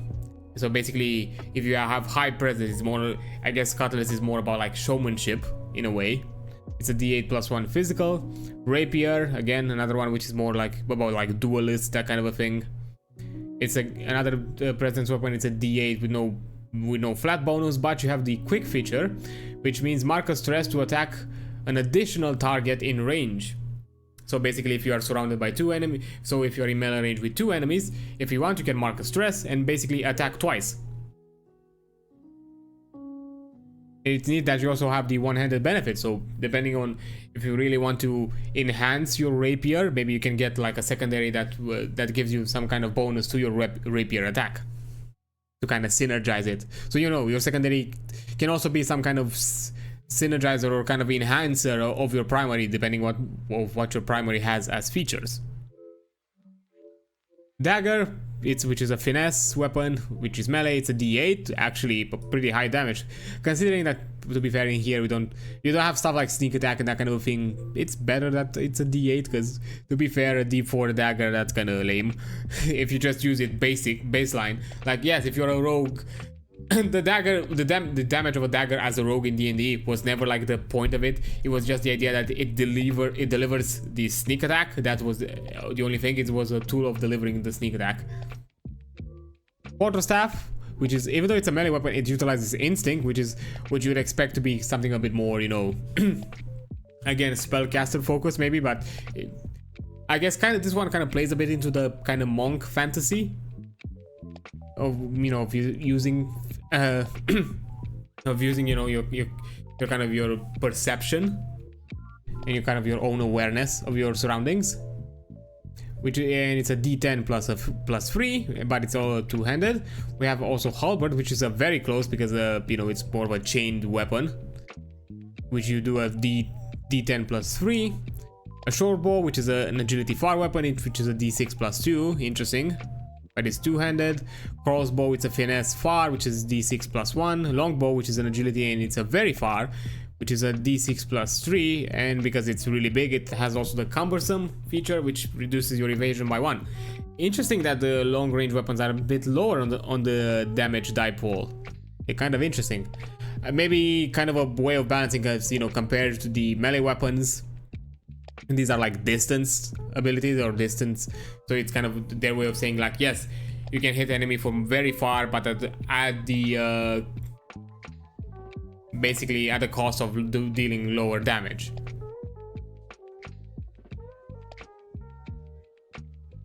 And also and now also jumping the magic weapons list, which require the spellcast ability. So these are usually weapons available for the casters, the caster characters. But I like that, you know, you are given some kind of magical weapons, which in this case basically it removes the cantrip thing of D&D. You don't have cantrips here, you have just magical weapons that deal magical damage as your kind of constant ability attack, you know, as your basically as kind of your backup option. And the only like quote-unquote cantrip spells are only the utility ones that are kept as permanent stuff. So you have arcane gauntlets, which require strength, which is interesting. I'm guessing you can play something more like with the divine casters, or like something like the seraph, I'm guessing, or maybe even the guardian, or maybe even not the guardian, the druid, sorry. Our strength weapon, they do melee range, but they do a d10 magical, so you just punch somebody with magical damage. Hallowed axe, it's again a strength one, it's a d10 plus 1 magical, but it's one-handed. You also have hand runes, which are instinct. They are very close, so this is kind of the first like range option. It's a d10 magical and it's one-handed. Glowing rings, which that's kind of cool. Agility, which is again very close, and you do d10. A short staff, which is instinct, but that's a d8 magical compared to the quarterstaff, which is just a physical one. So basically you have a differentiated between the two of them. A wand, which is knowledge, it deals far damage, but it's a d6. You have a dual staff, again, I don't know what exactly I had selected. Another far one, it requires instinct, again a d6. A returning blade, which is a finesse weapon, it's a d8. I'm guessing they kind of play around on the idea that, you know, because of the name returning blade, it basically comes back to you. So you throw it and it comes back. Because I don't think I've seen any mention of like taking count ammunition and stuff like that. Just the idea of throwing weapons. And here it doesn't necessarily mention throw. It mentions it's a close weapon. So I'm guessing you just throw it and it comes back to you, which I'm guessing it's also a nod to Vaxel Dance, like returning daggers, like returning belt. Scepter, which is a presence, far weapon. It's just a flat d6, but it's versatile. If you use the weapon in melee range, it's a d10. Great Staff, which is a knowledge and very far, and it's two-handed, but you also have the powerful feature.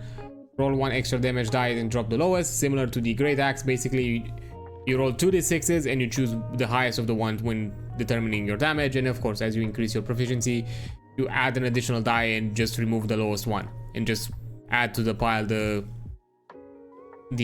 extra ones. Okay, now we're jumping into tier 1, which is in between level 2s and 4. Okay, so it gives you a level range, not necessarily a flat level. So now we have like an improved battle axe, which just, I'm guessing from the looks of it, just looks like it deals more flat damage. Improved warhammer as well. Improved greatsword also. Yeah, from what I see, I think the improved ones, I think they give you like a flat +3 increase. I think that's what I see out of it. Yeah, they give you a plus. So improved just gives you a plus, an additional +3 to damage, like as a flat increase. Which isn't bad. It's nice.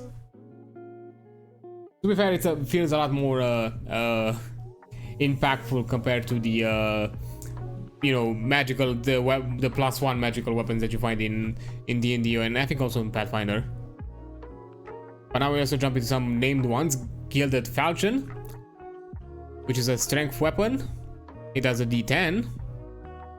It has one-handed. It also has the powerful feature, so you roll an additional damage into damage die and drop the lowest. Urok short swords, sorry, not swords. It's a D8 +3, so I'm guessing they also by default have the improved feature, the improved benefit from the looks of it. And they have Deadly. When you do severe damage, deal 1 extra HP. So basically you deal 4 instead of 3, which, oh boy, that's actually kind of scary. Steel Forge Halberd, which is a strength very close weapon because it's a halberd, so it's, of course, it's ranged. It's two-handed and it has Scary. So successful attacks also deal an extra stress, which is nice. So basically, you also removing a resource option for the characters, for the adversary. Bladed Whip, again a very close weapon. It requires agility, and you have Quick, mark a stress to make an attack against 2 targets in range of you, similar to the Rapier. The Warsight, it's a D8 +5. It has the reliable feature, so basically you gain a +1 to your attack rolls. Knuckle Blades. It has it's a D10 +6. It's two-handed. I'm guessing the idea that you wield it when you have one for each hand. Basically, that's why it's two-handed. You have the Brutal. For every 10 rolled on a damage die, you roll an extra D10. Oh man! So basically, it explodes. I wonder. Does that mean that if you technically, let's keep it simple. I'm at proficiency 1. I roll a D10. I get a 10. I trigger Brutal. I roll another D10. If I get a 10 on that extra one, do I trigger Brutal again? Like, can I create a snowball effect? Basically, the damage continually like explodes, because basically that's kind of what it means. Personally, I would rule it out like that, because that sounds fun. Because the chances of constantly rolling D10, it's kind of small.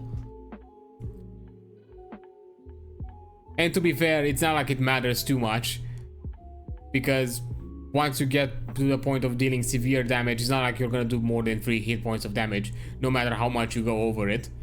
Unless, maybe the DM rules something out, and maybe if you reach a certain weird threshold, maybe you can also deal an additional hit point. Maybe, I don't know, you can have like a bonus rule, like if you do double the severe threshold, you might remove an additional hit point or something like that.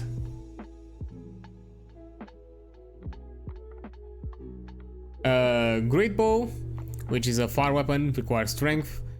It has the powerful feature. Again, this bugged out, sorry. So yeah, again, you roll an extra damage and drop the lowest. Blunderbuss, the first like firearm. It's a D6. It's one-handed, and you have the reloading feature. Reload a 1d6 after the attack. On a 1, you must use an action to reload your weapon before you can fire again. Interesting. I like it. That's kind of like a random chance instead of like a. So yeah, this kind of again plays into the idea that you don't count ammunition. There's no like ammunition in this game. You just do damage. Which, to be fair, ammunition counting, it's never necessarily fun, and most people ignored it. I got to the point where I kind of ignored it as well, even as a game master or as a player. As a player, I tried to do my best to keep track of it, but it's not the fun aspect of the game to keep track of ammo. And you also have Fine Hair Bow. a d6 plus 5, which is a two-handed, and it has the reliable feature. Okay, so you get a +1 to your attack rolls. Yep, interesting ones. I like how some of this stuff can get a bit more unique with the features once we get to some higher level items. Also, if I'm not mistaken, the tiers also kind of have a play into the leveling up tiers that the characters have. I'm guessing that's another thing that you basically utilize, because, you know, up until level 4, which is the first tier in leveling up, you should only look into this weapon list. The same goes with then, you know, when you jump into the next tier, you should probably look into the next list and so on. Okay, so for magic weapons we have again the improved stuff, which, well, aside from like some flat increase, it's the same. Yeah, now let's see the named ones. Hammer of Exoda, which is an instinct melee weapon. It deals a d8 plus 6. It's a two-handed, and it has eruptive. When you hit a creature in melee, each very close enemy must make a react roll of 5 or take half damage as well. Ooh, basically do like a kind of like an explosion attack. Interesting. Casting sword. It's a strength melee weapon. It does d10 plus 4. Magical, and it has the versatile effect, meaning that if you actually interesting. Knowledge far, so if you attack from far range, from anything outside of melee range, if you utilize your knowledge, it does a d6 plus 3. So you basically can throw the sword, or like it's a sword that can also like generate like bolts of magics. I don't know, I guess you can flavor it however you want. Bonded staff. It's a knowledge far. It has the reliable, which is a +1 to your attack rolls. Devouring dagger, which is a finesse melee with a d8 plus 4. It has the scary. Successful attacks also deal +1 stress to enemies. Elder bow. It's a d6 far weapon. d6 plus 4 in far range, and it's instant. It has the powerful feature, which means that, you know, you roll an additional die and drop the lowest. Wand of Enthrallment, which is a presence far weapon. It's a d6 plus 4. It has the persuasive feature. Mark a stress before rolling presence to add a +2 to the result. So if you really want to make sure that, you know, you're gonna hit somebody, if you want, you can just mark a stress. Ego Blade, interesting. It's an agility melee weapon. It's a d12, ooh, and it's also, that's a lot of damage, and it's also one-handed. Pompous, you must have a presence score of 0 or less to use this weapon. I see. So this is not something for the bards of the group, the Ego Blade. Interesting. I kind of like this, having a kind of this like wacky like stat requirements in order to, just to be fair, a d12 one-handed weapon, that's insanity. That's a lot of damage for one-handed. Plus if you have like a secondary that also does a lot of, also enhances this, that's really good. Scepter of Elias, which is a presence far weapon. It does a d6, and it has invigorating. When you make a successful attack, roll a d4. On a 4, clear a stress. Nice. And you have also a Yutari blood bow, which is d6 plus 4, and it has the brutal effect. For every 6 rolled on the damage dice, you roll an additional d6, which can basically, again, jump into some new stuff. Then we have the tier 2 weapons, which are between level 5 and 7. So when you are like kind of on the second threshold of tier 2, when basically you can also get your subclass enhanced feature, or maybe or when you multiclass, when you get to the point of multiclassing, one of the two, depending on which one you prefer. Okay, so now we have advanced weapons, which I'm guessing this should represent the +2 weapons of D&D, but instead of in here it's a +6. Sorry. Again, similar like the other ones, most of the advanced are just static increases in damage. And then in the to be fair, I feel like most of the advanced stuff, or like, you know, this kind of enhanced base weapons, and these are a good a good option to give to players if they make a character at higher levels, because you know it doesn't have like special features aside from their base ones, and they can be a good starting point if you're afraid that you don't want to give them something too powerful from the very get-go.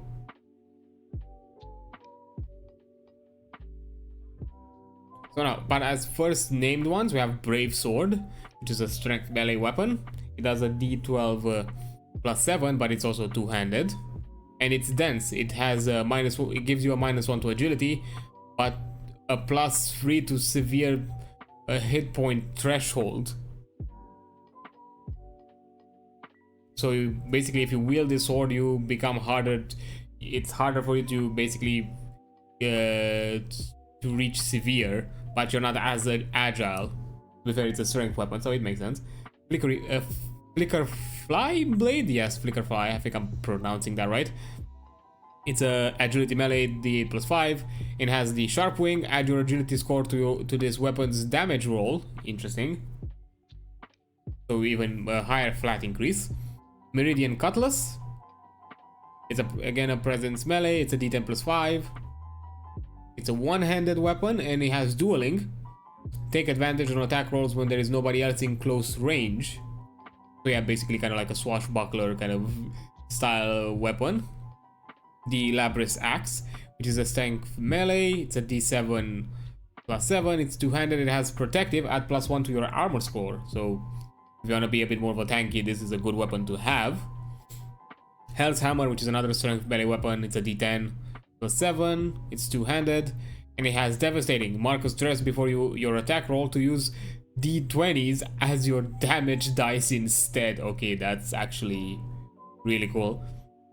At the cost of a resource, basically a really important resource, to be fair, because and also kind of goes into that risk reward, because even if you max out your stress points, you can just mark a hit point and do this and still do the damage if you want to take the risk. Retractable Saber. It's a presence melee weapon. It's a d10 plus 7, and it's also one-handed. It has a retractable feature. The blade can be hidden in hilt to avoid recognition as a weapon. Oh, so basically like the I mean, to be fair, the Sun Sword, the Sun Blade kind of has that. Or the Sun Sword? I think it's Sun Sword. Yeah, actually, the Sun Sword has that. As well as technically you can do something with the Veteran Cane, because you can just basically conceal it as a cane instead of being a weapon. So yeah, it has kind of those role play opportunities. And Double Flail. It's agility and very close. It's a d10 plus 8. Powerful. You roll one extra damage die and drop the lowest, because it's basically 2 flails on a chain. Talon Blades, it's a finesse close weapon. It's a d10 plus 7, and it's two-handed, so I'm guessing it's similar to the knife knuckles, however they were called. It has the same brutal effect, just I'm guessing it's at a higher like flat damage. So yeah. Spiked Bow. It's a very far agility weapon. It's a d6. It does two-handed, and it's also versatile. If you do it agility melee, with a d12 plus 5, so you basically can bonk people with a bow. Nice. And Black Powder Revolver. It's a finesse very far. It does a d6 plus 6. It's a one-handed. It has the reloading feature. On a +1, you roll a d6, and on a 1, you must use an action to reload the weapon before it can be fired again.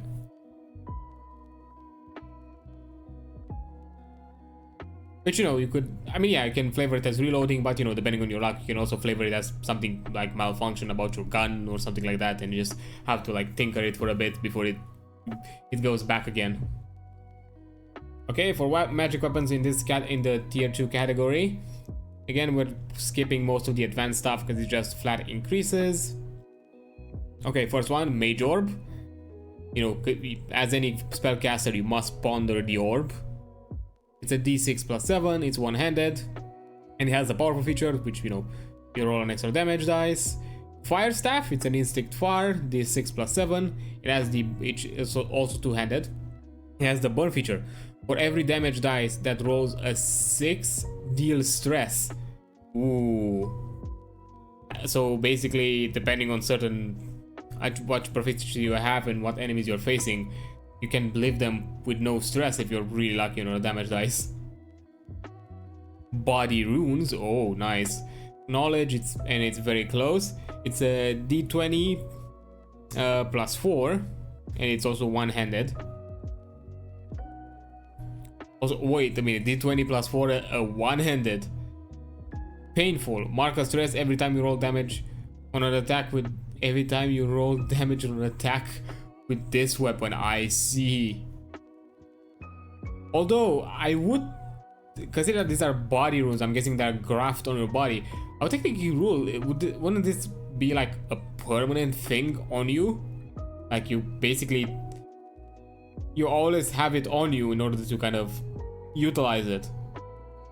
Like removing it, it's not, I wouldn't necessarily rule it as being something that simple as simply like leaving your weapon, you know, in a chest in some location. So yeah, this opens into some interesting like roleplay possibilities.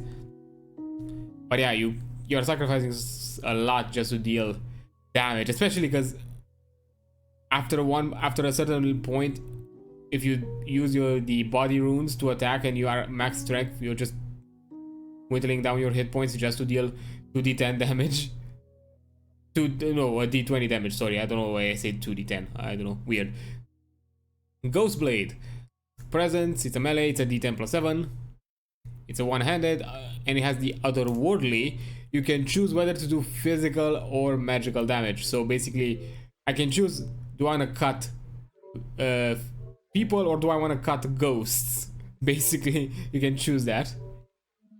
Acts of Fortunis. It's a strength melee, it's a d10 plus 8.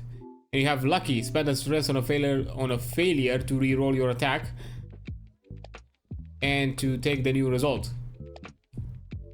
And so you have the option to reroll. Gilded Bow, it's a d6 plus 7, it's for finesse, and has self-correcting. Any one's roll on the damage die may be treated as 8s instead. Oh, nice. Basically your chance of dealing max damage is basically increased.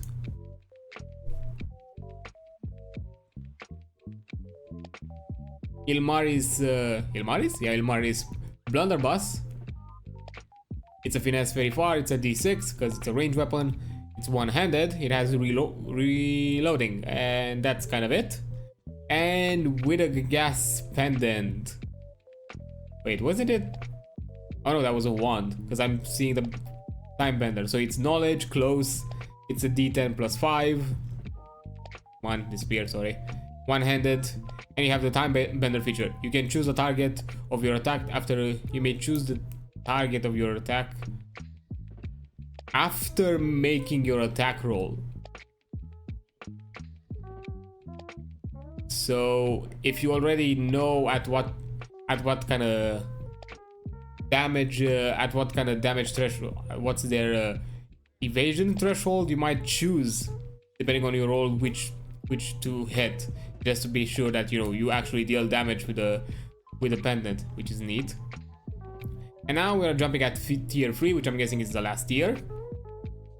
And yeah, we're dropping into legendary, which is a plus 12. It's a plus 9 technically to their base damage. So yeah, we're just passing around the legendary stuff. So there we go. Double-sided sword. It's an agility. It's a melee. It's a d10 plus 9. And it has the quick feature, which you mark a stress to attack an additional target. Curved dagger, it's a finesse melee, you do a d8 plus 9, it's one-handed. You have serrated, any one rolls on the damage die count as 11 points of damage, not 8, 11, just because, you have to be nasty about it. So yeah, swinging rope blade. I'm guessing this is like a really big like chain whip. It's presence, it's a close weapon, it's a d8 plus 9, and it requires 2 hands, but you have the grappling feature. Spend a hope on a successful attack to temporarily make the target restrained or pull them into melee with you. Oh, nice. You also have extended polearm. It's a finesse, very close. It's a d8 plus 10. And you have it's two-handed, and you have the long feature. You can target all enemies in a line with within range of your attack. So basically you can do like a piercing attack into multiple enemies. That's kind of nice. So this weapon is more about like tactical positioning and that kind of thing. Sledge Axe, it's a strength melee, it's a d12 plus 13. It's two-handed and it has a destructive feature. You'll have a -2 agility, but all very close enemies mark a stress on a successful attack. So basically you do kind of like a cleave attack. Impact Gauntlet, it's a strength melee, it's a d10 plus 11, it's one-handed, and you have the concussive feature. Spend a hope on a successful attack to launch the target into very far range. You just hit somebody with a punch. I love that. Antari Bow, which is a finesse far, it's a d6 plus 11. It has the reliable feature, you know, which it's okay because it lets you do a lot of damage, extra damage. Ricochet Axe, it's an agility far, it's a d6 plus 11, and it's also two-handed. But it has the bouncing feature. Spend any amount of stress to hit that many targets in a range with the attack. So basically you can just do this kind of like chain hit if you know for a fact that you roll a really good attack. And you also have Hand Cannon, which is a finesse very far, d6 plus 12, and it's a one-handed, and it has the reloading feature because it's a firearm. So yeah. And for magical weapons on tier 3, we're gonna skip the legendaries as they are exactly the same. Okay, first one, Sword of Light and Flame. It's a strength melee, it's a d10 plus 11. It's two-handed and penetrating, cuts through solid material. This is the Sun Sword, literally. This is the Sun Sword. It just doesn't necessarily, I mean, the extra damage is that plus 11 flat bonus, I guess, compared to like the Sunblade, which was like an extra d6 of like radiant damage. Or I guess you could also compare it to the Flame Sword, like a Flame Tongue Sword, which it was like also like, I think that was a 2d6. I think yeah, it was a 2d6. You also have Ciphering Gauntlets, which is a presence melee weapon. It's a d10 plus 9. It's two-handed because you have it on both hands, I'm guessing. And you have Life Stealing. On a successful attack, roll a d6. On a 6, heal a hit point or clear a stress. Nice. You have the Midas Scythe. It reaches a knowledge melee. It's a d10 plus 9. It's two-handed. And you have Greedy. You may spend one handful of gold to increase your proficiency by +1 on a damage roll. I'm guessing you can just do this once per attack, because it would be kind of insane if you could just dump everything. To be fair, it wouldn't matter after you get to the point of severe, but still, I'm guessing you can just do this once per attack. Floating Blade Shards, Instinct, Close, d8 plus 9, one-handed, and it also has the powerful, so you roll an extra dice to determine like a higher result. Tisselbow, which is an Instinct far, it's a d6 plus 13. It's also two-handed, and it has the reliable feature, so you have increased to your attack roll. Wand of Essek, this is a knowledge far, it's a d8 plus 13. And it's one-handed, and this one has a different time better feature. I don't know why they're called. Oh no, it's actually the same. You may choose the target of your attack after making your attack, but this one is a wand while the other one was a pendant. The Magus Revolver, which is a finesse very far firearm with a d6, but it's magical. And it's one-handed, so you also have the reloading feature. But still, damn, a magical revolver, that's nice. Bloodstaff, which is an Instinct far weapon. It's a d20 plus 7.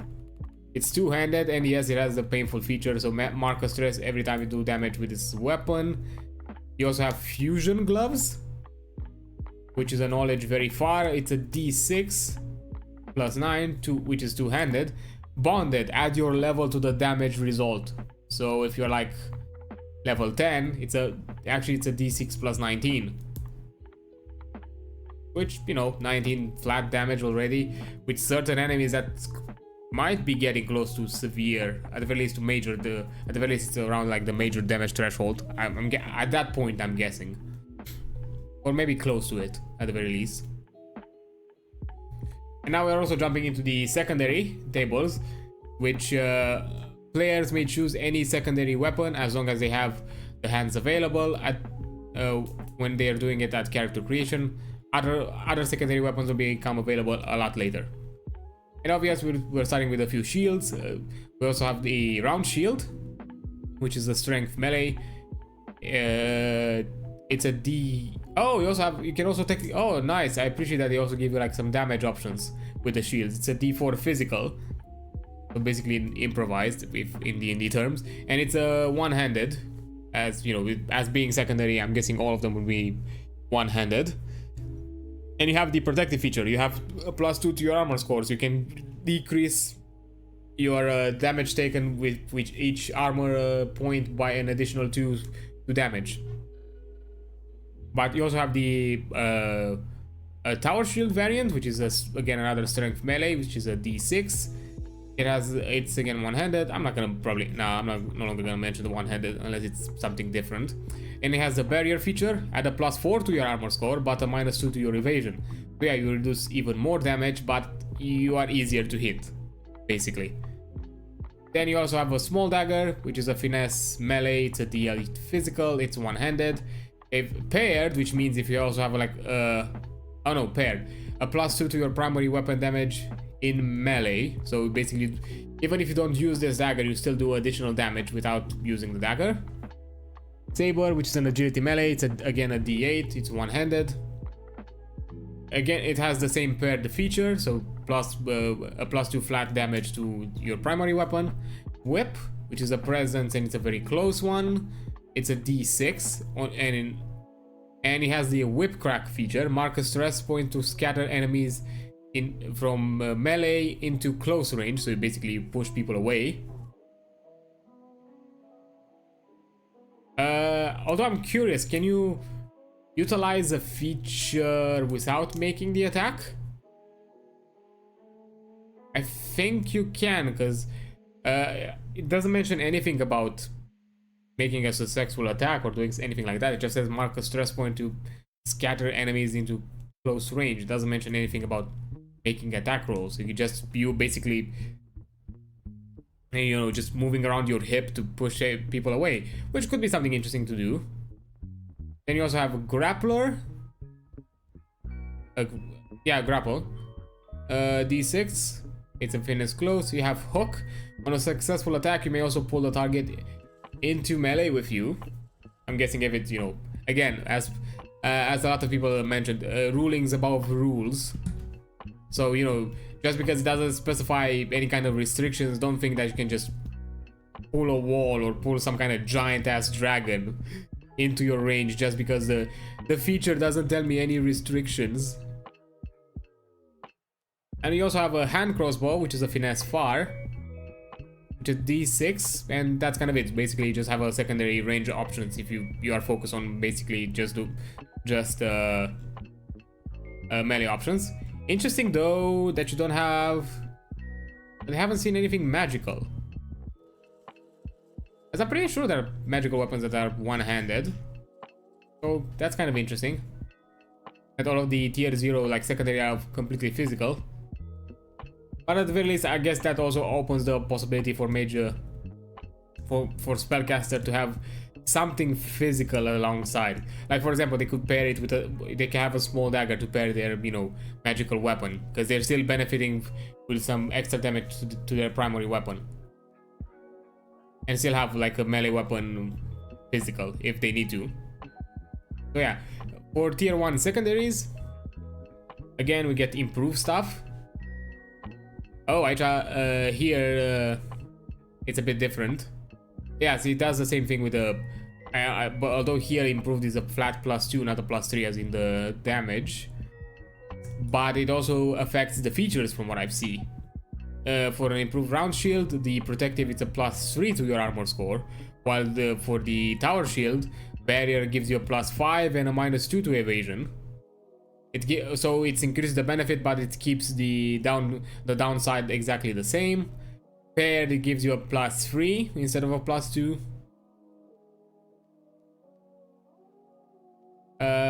Well, whip is the same from what I see. Oh, now we're jumping to named ones. Spiked shield, which is a strength melee. It's still a d6, but it's a +2. You have double duty. You gain a +2 to your armor score and a +1 to your primary weapon damage in melee. So you also benefit from increased armor score and increased damage. And you also have a pairing dagger, oops, which is a finesse melee, which is a d6 +2. And you have the parry feature. On an attack against you, roll this weapon's damage dice. If any match the attackers, they are removed before the damage is totaled. Oh, I actually like this. It's an actual parry. You're still taking damage, but not as much damage. And also a returning axe. It's an agility close, d6 +4 physical, and it's one-handed. I'm guessing again because it's called returning. It might come back, I guess. Yes, because it doesn't.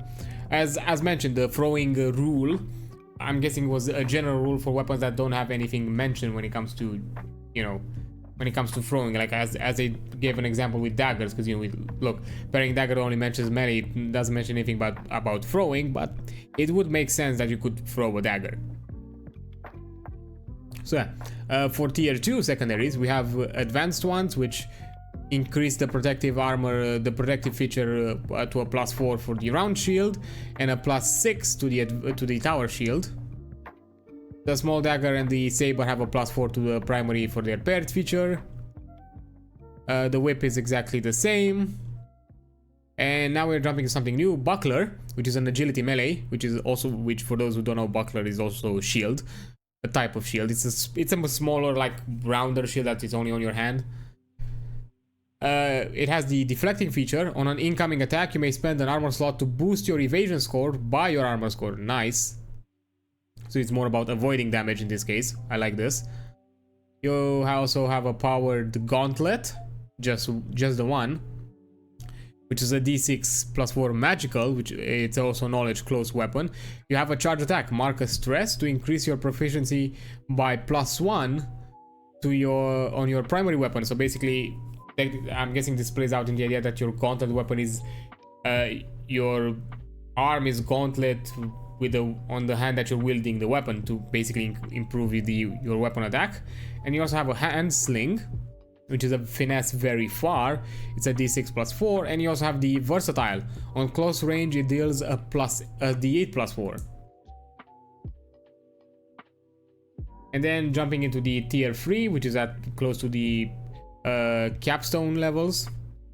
For the round shield and tower shield, the armor score bonus increases from +5 to +7 respectively.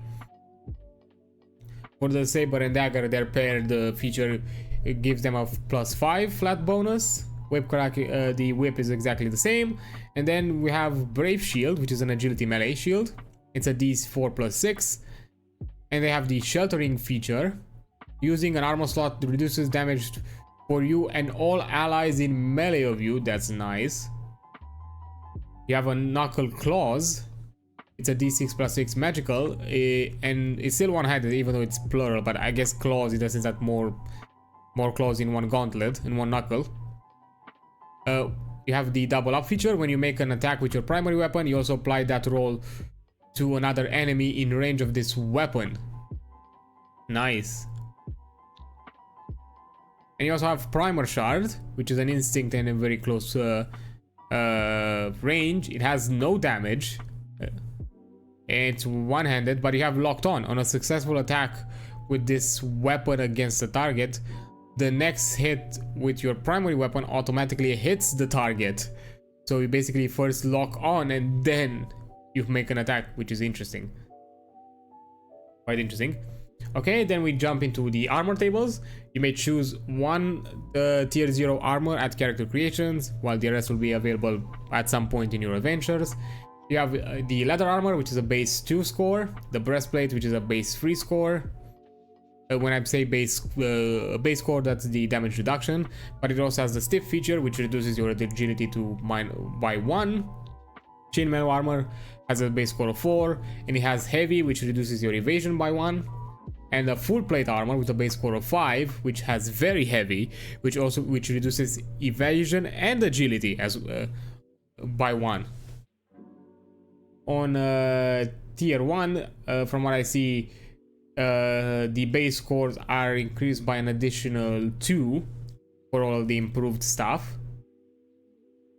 While also I see an additional mention on the improved full plate, the evasion is decreased by -2, while the agility is still decreased by 1. So in this case, also the cost is increased.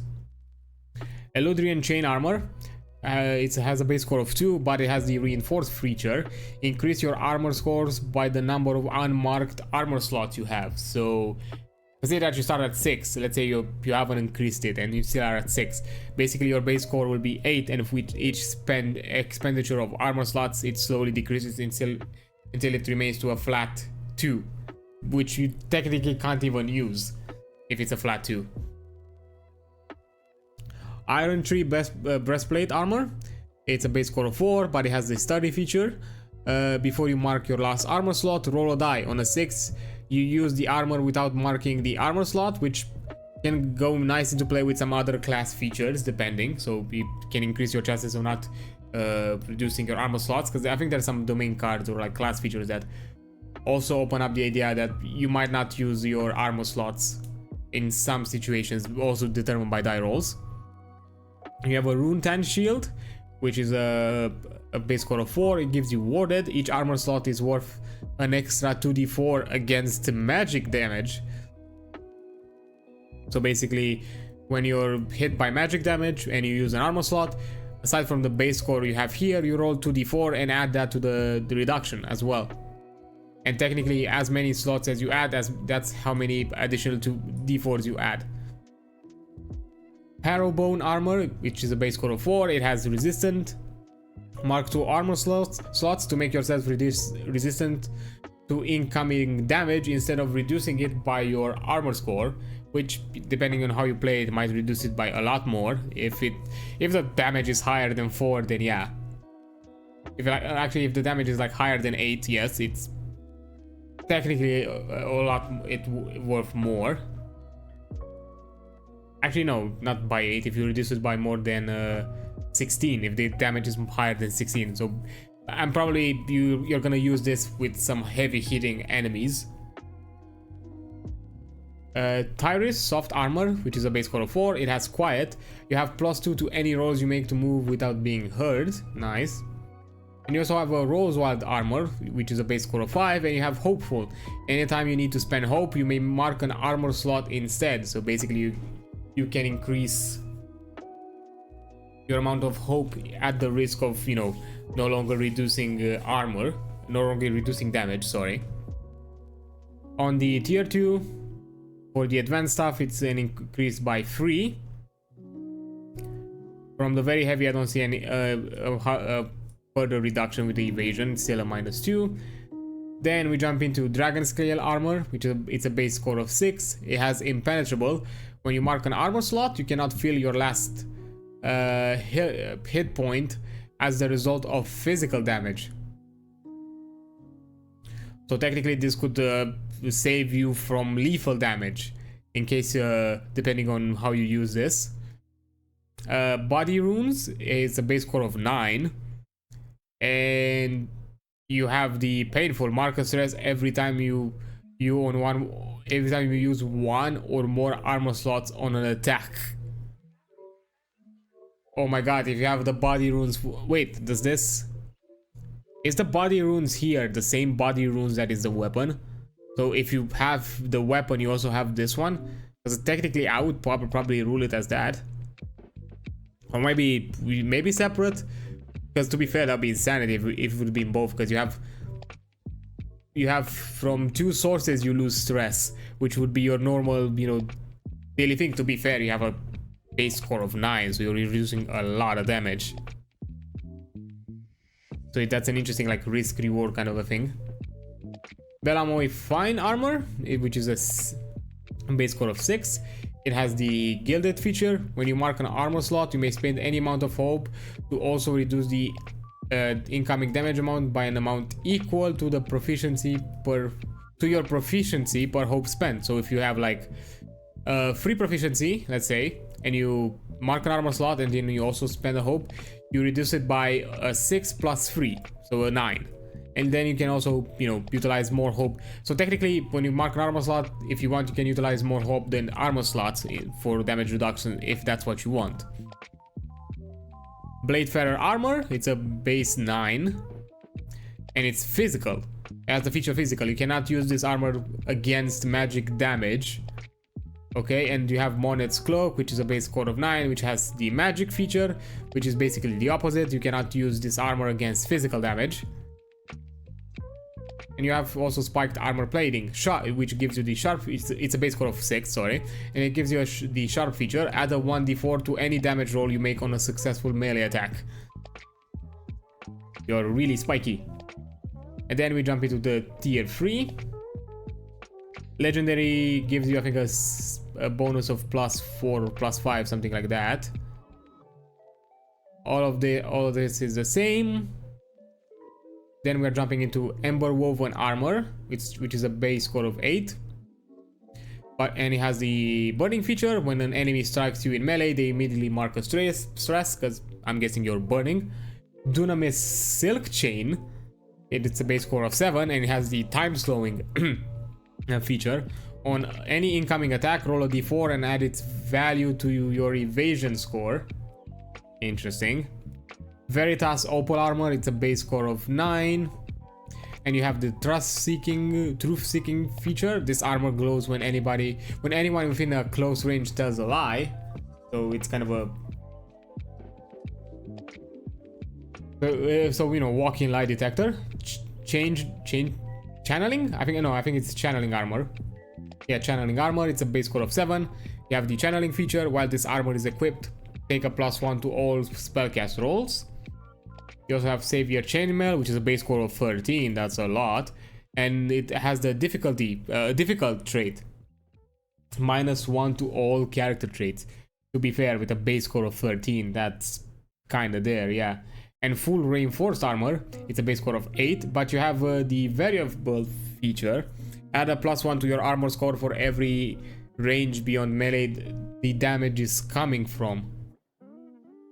So basically, if you are hit by a lot of long range attacks, this is a lot more powerful. So yeah, interesting. Oh, we're also jumping into loot.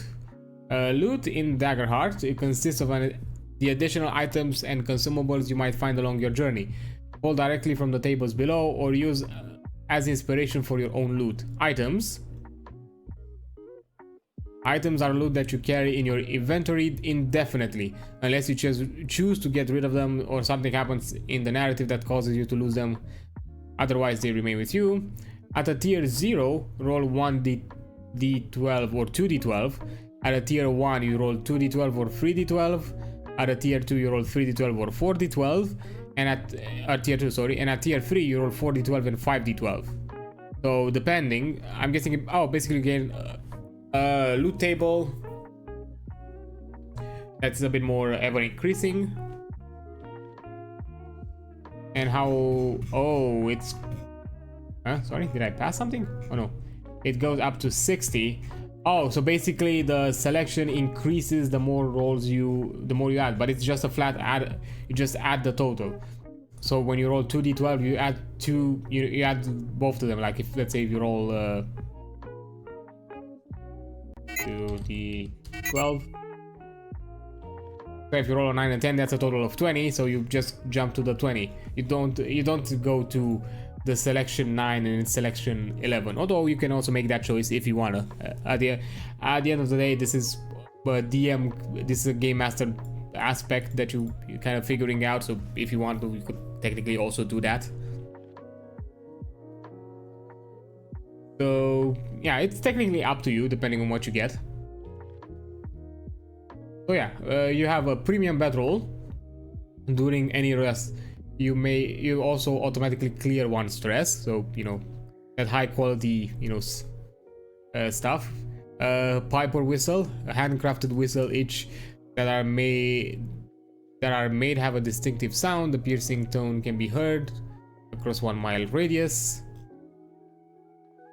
Also, let me just actually I think I'm gonna make a roll call here, because my thing with it, I kind of wanted to just simply jump a bit into the like general items that you'll figure out for character creation. Although yes, I also jumped the gun a bit and looked at some of the higher items. I think I would like to keep some of the mystique and just want to generally focus on the aspects of play when it comes to the game. So yeah, I think I'm gonna skip the loot aspect of it. I'm not gonna go too much into it now that I'm giving it a bit more thought. So let's just jump into, because also I do want to progress faster. I don't necessarily want to bog it down. Plus at this point I'm just you know listing just reading item descriptions, and you know that should still be an aspect that you discover as you play. I don't want to necessarily ruin the entire mystique. I went through the armors, but fine. That's like the armors and main weapons, but some of the items I'm just gonna keep it as is. So we're gonna jump into the leveling up section, but before we do that, I'm gonna take like a small break, just you know grab a snack, have a refill, take a bathroom break, and then I'll come back and just continue with the leveling up section, which is not that long. And then you know we'll make a character of our own, and we'll see you know where we go from there. So yeah, I'll be right back in a few seconds. Oh, 1 sec. Apparently now my macro deck just goes into standby instead of my Stream Deck app, even though before it wasn't. Anyhow. Yeah, I'll be right back. Okay, I'm back. Oh, hi there, Breeze. How you doing? Came in just in time. I just came back from the break.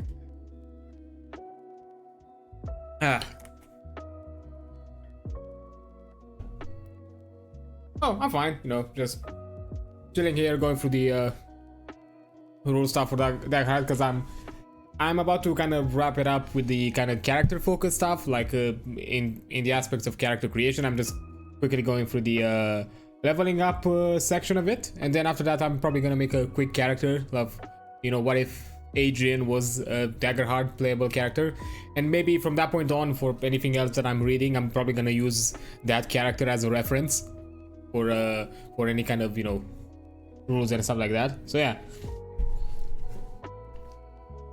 but anyhow, thanks for being here. You know, if you wanna chat, you can chat. If you wanna lurk, that's totally fine. You can lurk. I'm not sure. I think it's still kind of early around your end, time zone wise. What's up? Sorry, popcorn. Just snacking a bit.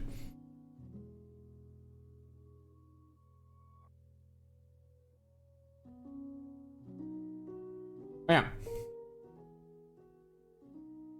Let's jump into the leveling aspect. 1 second, let me just make sure my tabs are put together. There we go. So for leveling up, when a party has accomplished something of significance in a campaign, the GM may tell them that it's time to level up. How often it happens is up to your GM and your group's narrative preferences, but most groups play at least 3 sessions or maybe more between each time they level up. Okay, so they kind of give you more of like a ballpark idea.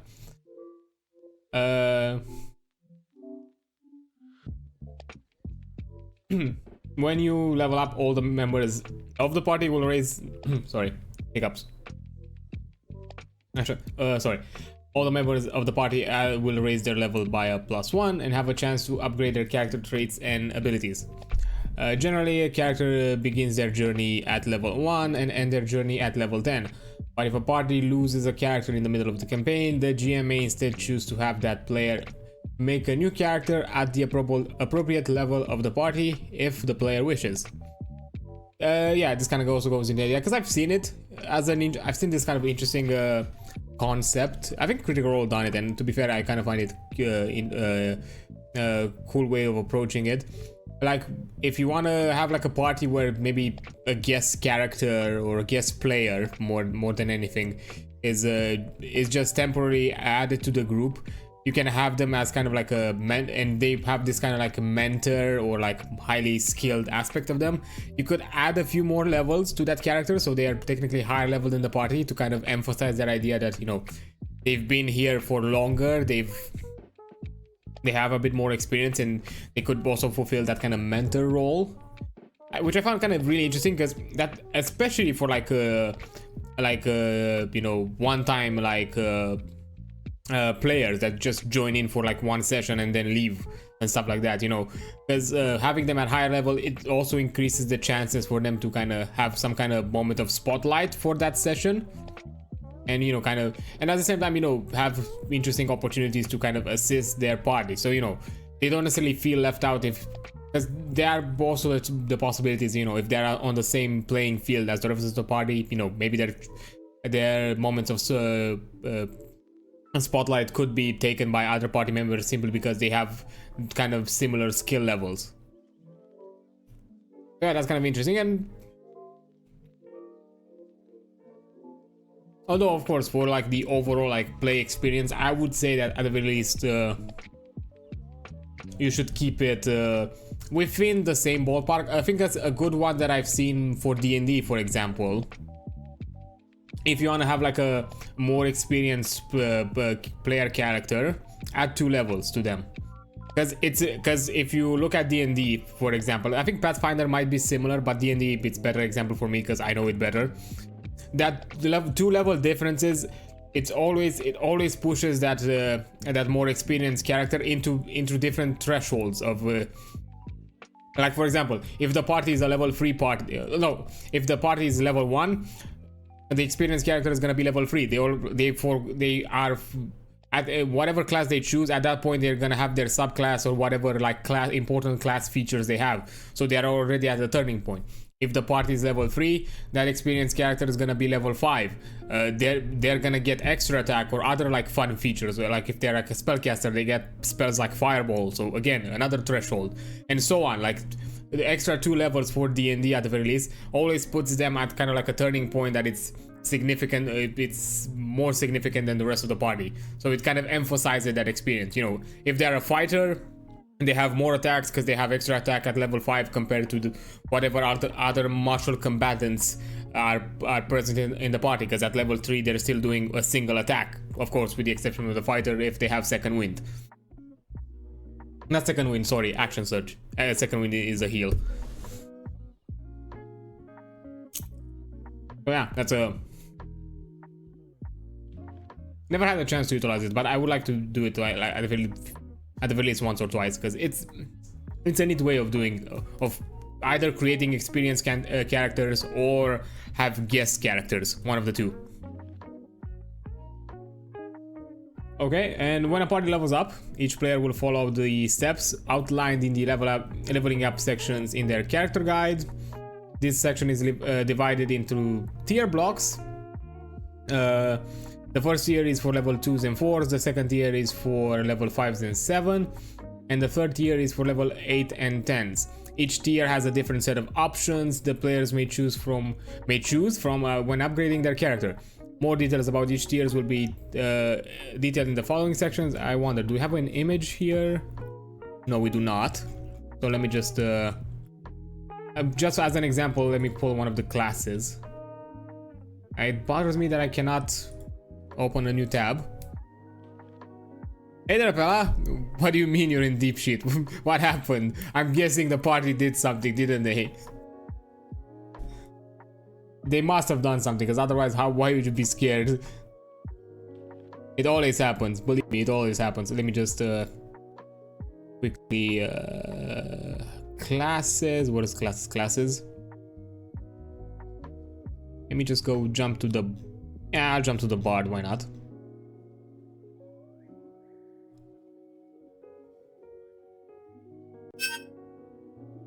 Oh nice, I can just have it viewed in full size, so I'll just do that. So being a DM is harder than I thought. I thought it was hard already. Yes, you're hit with different. You're always gonna get hit with moments and situations that you never expect or never planned, or never in any way kind of would have foreseen. Like in my case, in like the very first 2 sessions, I was hit by a player wanting to craft items. I never looked into crafting at the time, and I had no idea how to approach crafting, especially in D&D, because they don't have any kind of guidelines for that kind of shit. And they have it like in extra materials, like in Xanathar's Guide and stuff like that. But even there, it's not necessarily the best option. Thank God we don't have a. Believe me, they don't have to be an artificer to do that. My character in their backstory, because he was a Pact of the Blade, a Hexblade warlock, but in his backstory, he was a blacksmith, so he wanted to forge weapons and armors. So, because backstory wise, he had the skills. And I think he also had the tool proficiencies and all of that as well. So yeah, they don't have to be an artificer to do that. Technically, an artificer would basically would offer you a lot more excuses, because they have them kind of built in their class features when it comes to crafting magical items and stuff like that. So yeah, but yeah, that's kind of the game master and DM experience. You're always gonna get hit, and just you'll have to roll with it, learn from that experience. After you finish the session, just do your research, get some feedback from your players, all that kind of stuff. And as long as you are better prepared than last time, you're doing good. Like, you're never gonna be fully prepared. We're never gonna expect even 50% of whatever the party is gonna do. But the more prepared you are compared to last time, the better. Yeah, as I was mentioning with the as I mentioned, these are like the tiers. Like first you get into these tiers, then you kind of mark off some of the stuff here, then you go, when you jump in this one, you get into this tier, and then the next one. Why though? Because in certain aspects are limited. For example, when you increase a character trait, which is like the ability scores in D&D and stuff like that, you also mark them. Once you mark them, they can no longer be increased. But once you jump into a new tier, those marks are cleared, so you basically can increase those character traits again. So they have some like built-in balancing systems which allow you from one tier to another to be limited with what exactly you can increase and what exactly you can add. For example, multiclass is another thing, because once you do one of the multi-class options, you mark a box here, but at the same time you also mark the box here, even if you didn't jump into level 10, into level 8 or into level 8. And then when you jump here, you also mark this one and this one if you choose to multi-class, as well as also marking the taking the upgraded subclass card, because basically you're trading off subclass improvement for multiclassing. So you don't get into those like ridiculous like kind of munchkin like min-maxing situations.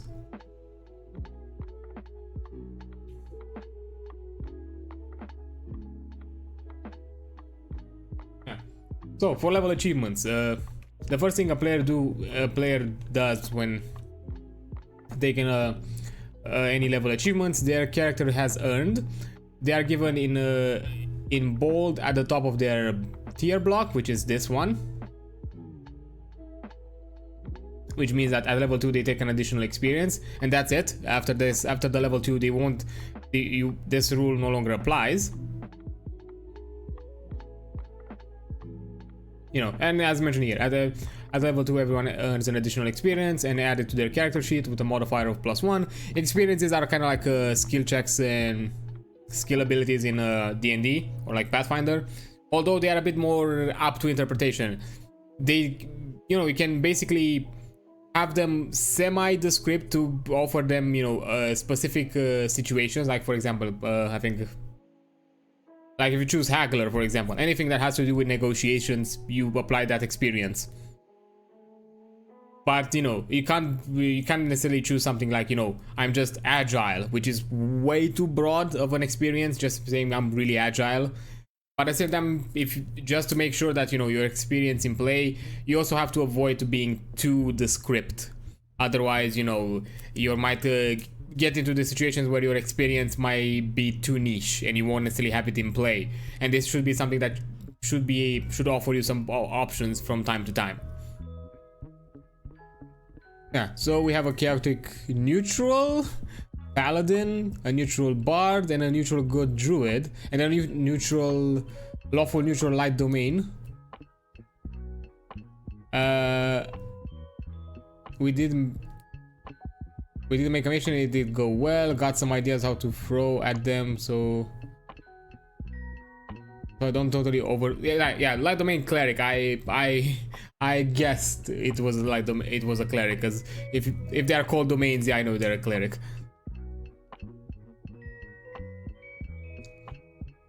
But you know, got an idea how much to throw at them, so I don't totally, you know. Although, yeah, to be fair, like a paladin, chaotic neutral revenge. Oh, they're an oath of vengeance, I'm guessing. If you mentioned revenge paladin, oh yeah, oath of vengeance, a bard, a druid, and a light domain cleric. Although oath of vengeance are not like level 3, because from what you're mentioning here, aside from the cleric, nobody else would have had their subclass feature yet, because they're all level 3 with the exception of druid, which is level 2. But anyways, that's just me bringing too much into it. But yeah, overall they have like a interesting that they're like charisma and wisdom focus as a party. So if you want to be mean about it, you can you know, occasionally don't overuse this, add some challenge by being like, oh yes, you had to do some intelligence type checks or skill checks in order to solve this, of course, as an option aside from whatever else you're giving them. But you know, considering that they are focused, you have some tools to play, because you know, look at the party composition and look what they have, what they don't have, and from time to time, not always, you know, look at what they're good at and maybe try to counter it. Not the entire party, maybe one encounter you'll find something that the paladin might not necessarily excel at, but the rest of the party could help them out. At another point way later, maybe you can do something against the cleric or the druid and so on. So yeah, there are ways to, you know, you can add challenge for each of them without making them, you know, without also giving the full idea that, yo, I'm against you, I don't want you to succeed.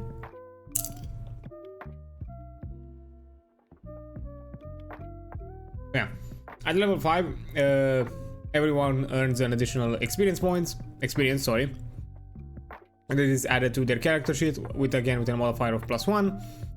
They also clear all marks on each character trait they previously marked, allowing them to increase those traits further, as I mentioned before. And at level 8, it's basically the same thing as at level 5. You gain an additional experience at +1, and you clear the character traits marked.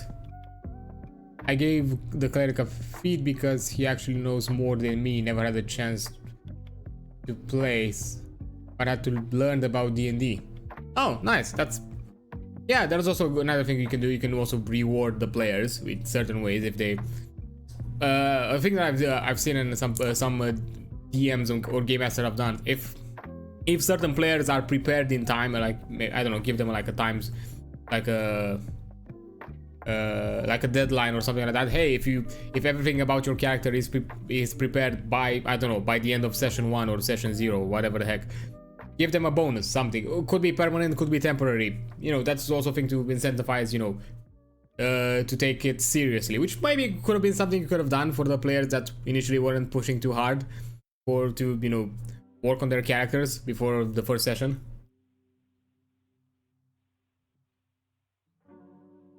Yeah, then after getting the doing the initial like level achievements, you also choose advancements, which are these sections, the check boxes. The next players have a set list of options of upgrading their character. This can be found on their character guide or in the class section of this book. They choose 2 from the list that have open boxes next to them. They may choose the same one twice if it has 2 boxes open. make the changes on their character sheet that reflect this upgrade. Then on their character guide, mark one of the open boxes on the options then they choose. Any option with all of their boxes marked can't be used again. When you choose to increase, and this gives you like an example, when you choose to increase 2 unmarked character traits, then mark them. Choose 2 character traits that they don't already have the marks, increase their value by +1, and these stats won't be able to be increased again until the next tier, when your level achievement allows you to clear the marks. If nothing else, he maybe would be able to pull other players out of it if it went a little too hard on them. I mean, they are a cleric. They have, you know, options to bring party back on their feet with healing, so yeah. Although, emphasis, there's gonna be a while until the cleric is gonna get access to Revivify and the diamond. So make sure you don't overdo it and actually kill them, because the cleric won't be able to do shit. The cleric has 0 healing spells. Oh, well, that's gonna be fun. Which is even funnier because they're a light domain cleric. Light domain clerics are a healing subclass because they get bonuses on their healing. So that's even funnier. Well, that's gonna be interesting. Oh no, now it actually exemplifies all of the boxes here, sorry. So, 1 second.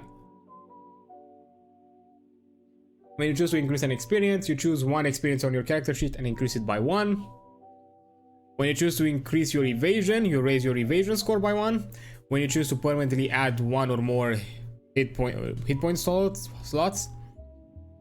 darken the outline of the next circle in the hit point section of your character sheet in permanent marker. When you choose to permanently add an armor slot, darken the outline of the next circle in the armor section at the top of your character sheet in permanent marker.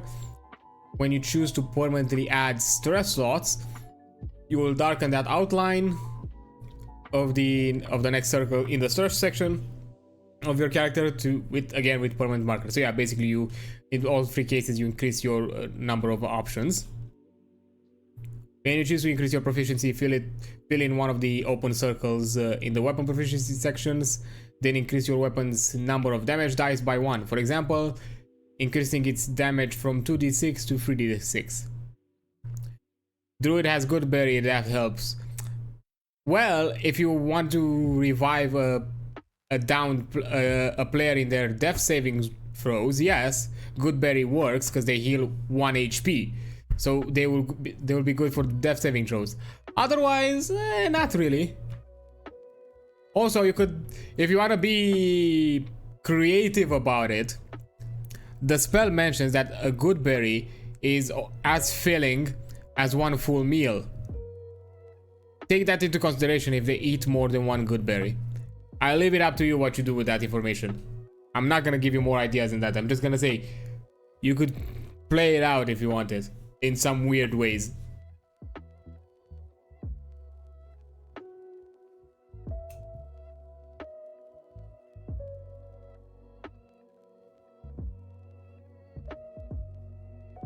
Okay. When you choose to increase a damage threshold, add the amount indicated in the advancement to the appropriate threshold. For example, if major damage threshold is 20, you're supposed to increase it by +2, then increase that threshold to 22. Well, on our mock mission, Druid was in a bush eating berries for the last 3 rounds. Damn. Oh boy, buddy. That's not gonna be good. Although, yeah, I mean, it's up to them. To be fair, D&D, it's a lot more friendly when it comes to healing and that kind of thing. Is you can open the possibility to, if the party is not necessarily inclined, or at the very least some of the players that have the options to be healers or have healing abilities, because it's not the idea of taking the mantle of healer. It's more the idea of having some healing options.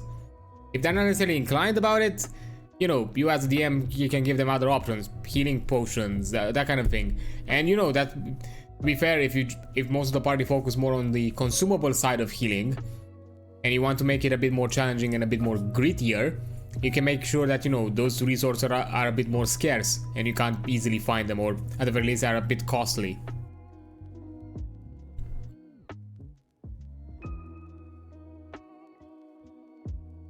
When you also got Druidcraft, hey man, don't ever don't diss Druidcraft.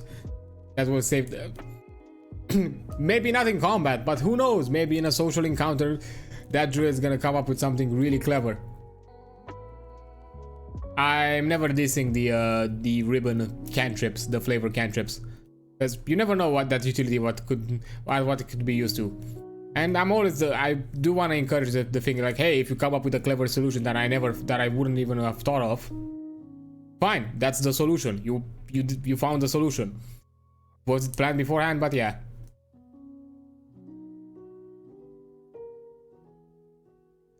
But session 0 was on. Well, that's nice. That's good to have. It's if it all overall went well and you all enjoyed it. From 8 to 4, that reminds me of my 12-hour sessions. Because I have to be fair, yes, mine were crazy. Oh, God, I wanted to sleep so bad. I understand you, believe me, I understand you. Because I did the same thing. To be fair, at the time we were like in the pandemic when I was DMing. But literally, we were starting our game session at 6 in the evening. And I think we were like finishing it around like 6 in the morning. We literally stayed 12 hours in a session.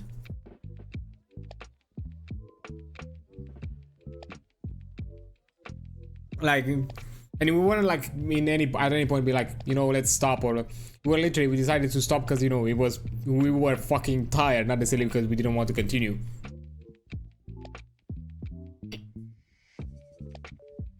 And, you know, almost could have just killed that bandit captain already. Yeah, it happens. If the rolls are not in their favor or they prioritize other stuff, it happens. But hey, it's fun that they overall enjoyed their time.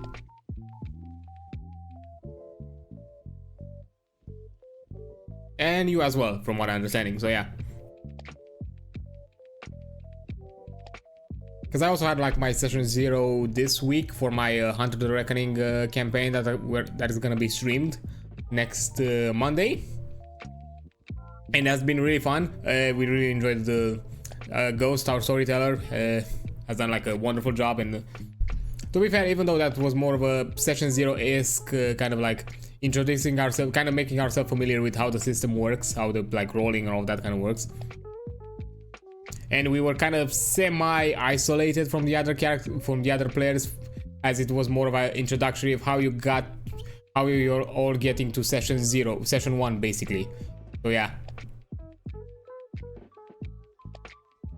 Akbar was almost the one that did damage to it with Vicious Mockery, but threw so bad. Yeah, it happens. To be fair, Vicious Mockery can be lethal if you're not careful about it. Literally, you roast them to death. When you choose to take an upgraded subclass card, take the next card in the subclass arc. If you only have the foundation card, take the specialization. If you have the specialization already, take the mastery. You also cross out the option to multiclass during that tier of level ups. When you choose to multiclass, you can take a certain features and domain cards from another class. You'll see a black box around the level up slots.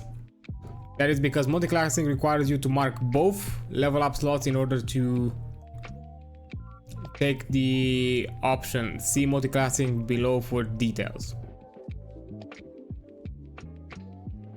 But yeah, basically when you cross this, you also cross this.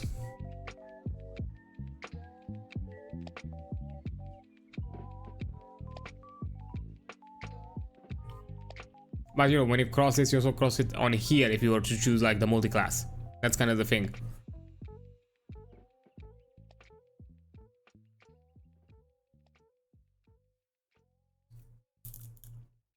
But like every single bandit camp.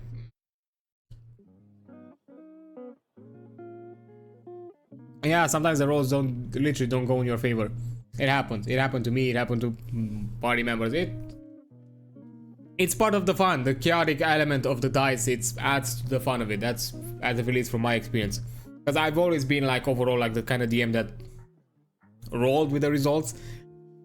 Although I don't want to say, to be fair, my party is not here present or anybody that I've ever DM'd with. I fudged the rolls, but very rarely, like at moments where I was like, you know what, this is insane, let me just rethink this. And just because I don't want to be too harsh on it. But again, I'm doing very rarely when it comes to fudging rolls. I just keep it as is. I like to roll with what I get. I was like roughing a cry at the same time because just looking at my bed, yeah. It happens. It just happens.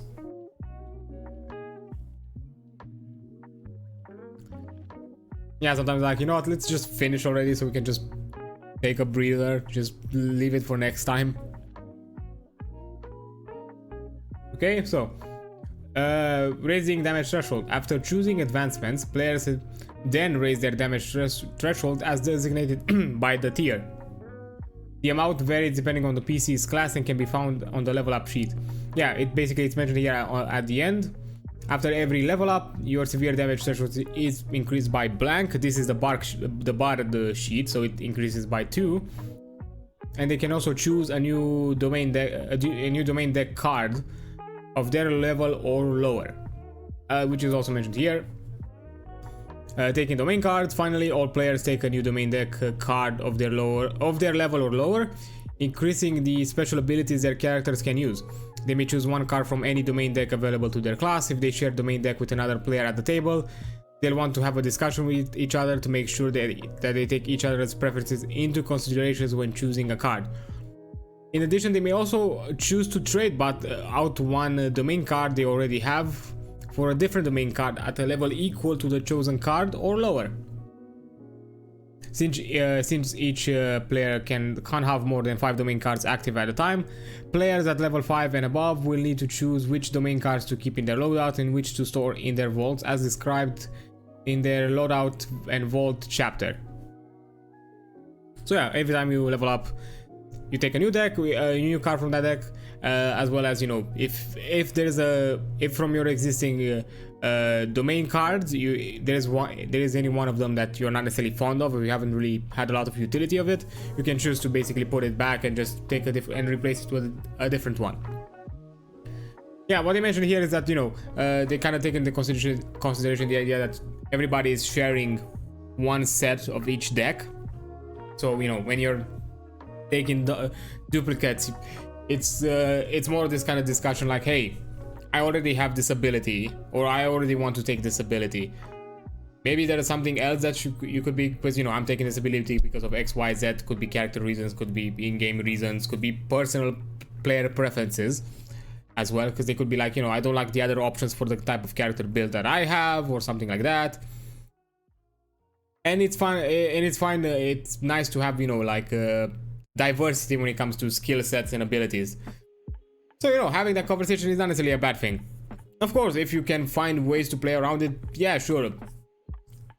The DM might, with, you know, maybe having your game master as a mediator, you could maybe come to an understanding point like, hey, okay, we're gonna both of us are gonna have this ability that maybe we're gonna use them at different situations with different results, with different scenarios in mind.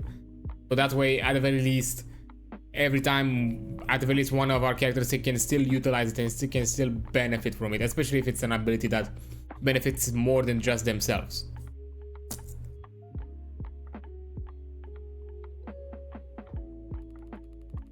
Now we're jumping into multiclassing. Starting at level 5, you may choose multiclassing as an option when leveling up. When you multiclass, you get to choose an additional class to take a domain from. And gain access to that class feature. Take the appropriate multiclass module and add to it the right side of your character sheet. Then choose a foundation card for a subclass of your choice. If that foundation card has a spellcast trait on it, you can choose to use that trait when making a spellcast roll.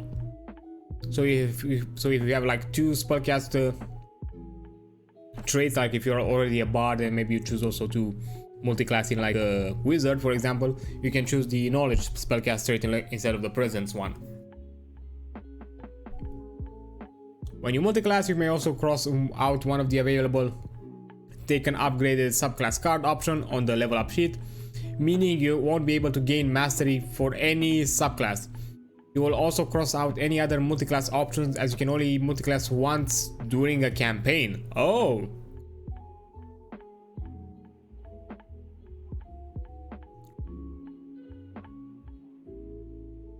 So does that mean technically...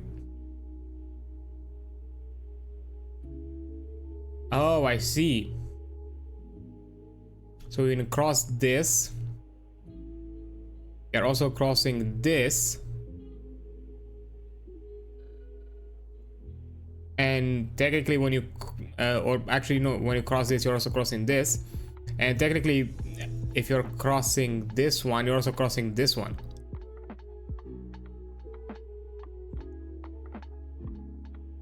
That's what I think I'm a bit I think I'm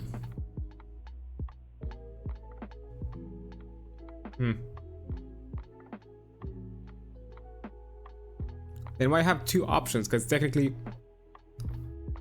because as you mentioned, because if you choose to multiclass, you cross this box and you cross one box here, but it also mentions you actually cross an additional box. Oh, I see. So basically you'll have all of these crossed out.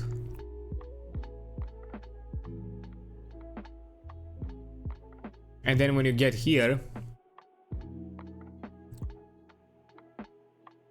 if you oh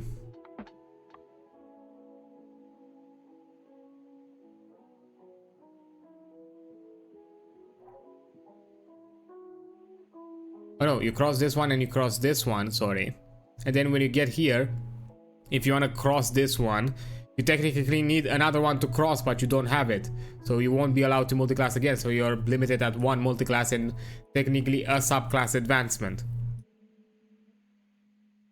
which is okay. I understand. Although I do wonder if it's too weird. I'm guessing the multi-dipping in two multiclasses might be a bit too weird and fiddly, and you might get a bit underleveled, and that's maybe a way of them to balance it out, because you might spread out into too many things and just limiting it as kind of the base rule. Of course, these are their rulings. You can still choose to be like, you know what, just cross one here and cross one here, but you know, don't necessarily take in consideration the additional cross. Like, these are shared, that's basically it. So you can have two multiclasses if you want, but at the cost that you'll never have any subclass advancements.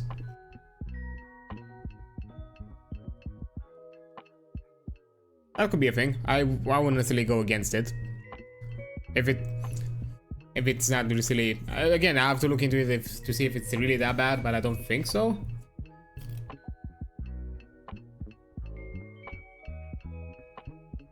And then choose a domain you don't already have access to from the choices on the module. Whenever you get to choose a domain card, you may also now look at the cards that match your additional domain at half your current level rounded up. Okay.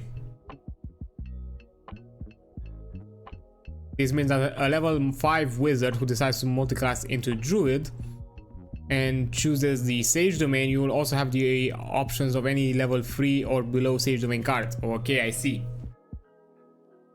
So basically, that's probably kind of why you probably won't jump into additional multiclass, because as you have even more of these, you're just gonna get into more situations, and as I mentioned, you know, you're just gaining just an additional domain. You don't gain access to both domains. From if for example you jump into a multiclassing into a class that doesn't necessarily have the same domains as don't share any domain that you share, in certain aspects maybe they might be underutilized. So maybe a good strategy, or at the very least a more optimal option of multiclassing, would be like, for example, if I'm a wizard and I have the codex and I think not Arcana, the codex and was it Splendor? I think it was Splendor domain.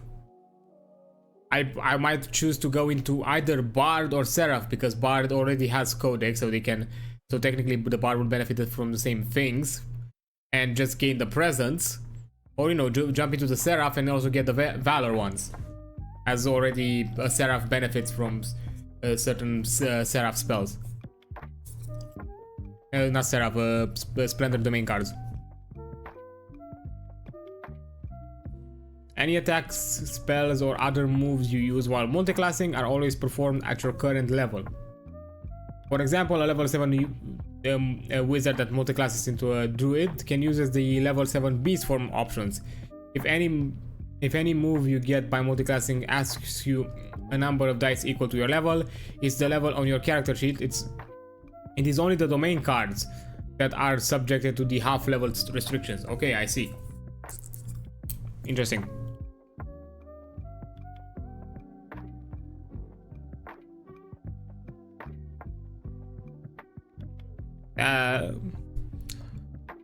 Okay, that's interesting. So yeah, it'd be kind of a lot of balancing thinking if you were to choose to multiclass into 3 options. And at the same time, it kind of removes some of the min-maxing kind of munchkin issues of dipping into too many things because you want to benefit just from like the base features and stuff like that.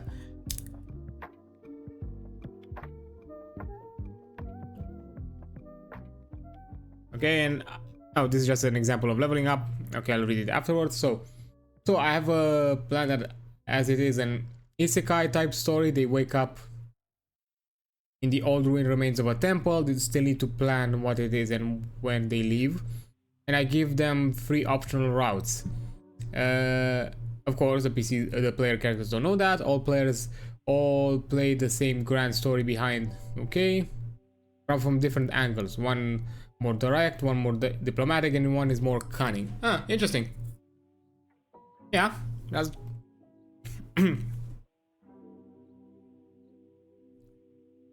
that's good that, you know, you start with options. Of course, I do want to emphasize, be careful when giving options so the players don't feel like they're kind of overloaded with them. In your case, 3 options is good. Like, there is a general rule, and it's kind of an unspoken rule when it comes to designing. Don't go above 3 options at a time. Like if somebody has, especially in games, if a player has to make a choice from more than 3 options in that moment, they're gonna get what is called like analysis paralysis, which means that they're gonna kind of get stuck into this kind of endless loop of figuring out which option is better, because after you kind of reach after you go like beyond the 3rd option, you know, the benefits and drawbacks will start to kind of muddle and be a bit too abstract or too hard to grasp.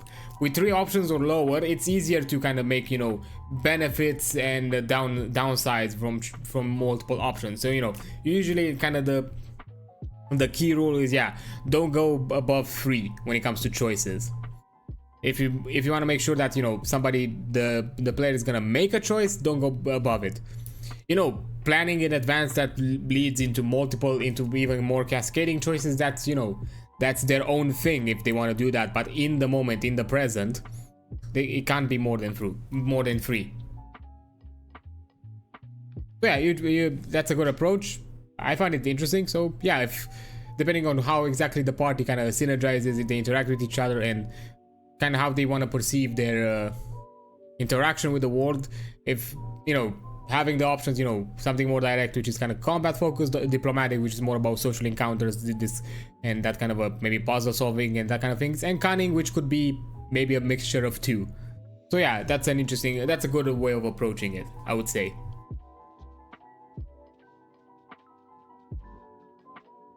Okay, so for examples, as leveling up, Cat's party has advanced to level 2 and the group is leveling up together. Cat slides up the warrior character information sheet to bring Tabby to level 2. First, Cat adds a new experience for Tabby because Tabby has been doing a lot of acrobatics and daring jumps. They decide to give her the experience Always Land on My Feet. It's a new experience, so they set it up as a +1. Next, they look at the advancement options for level 2-4. They know they want to increase Tabby's agility, so that's her primary trait for combat.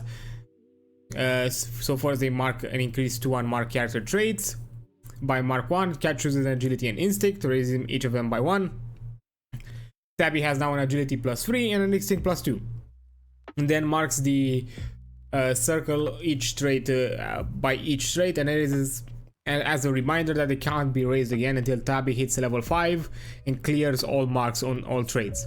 Next, Tabby is the front line of the group, so Cat marks permanently add 1 armor slot.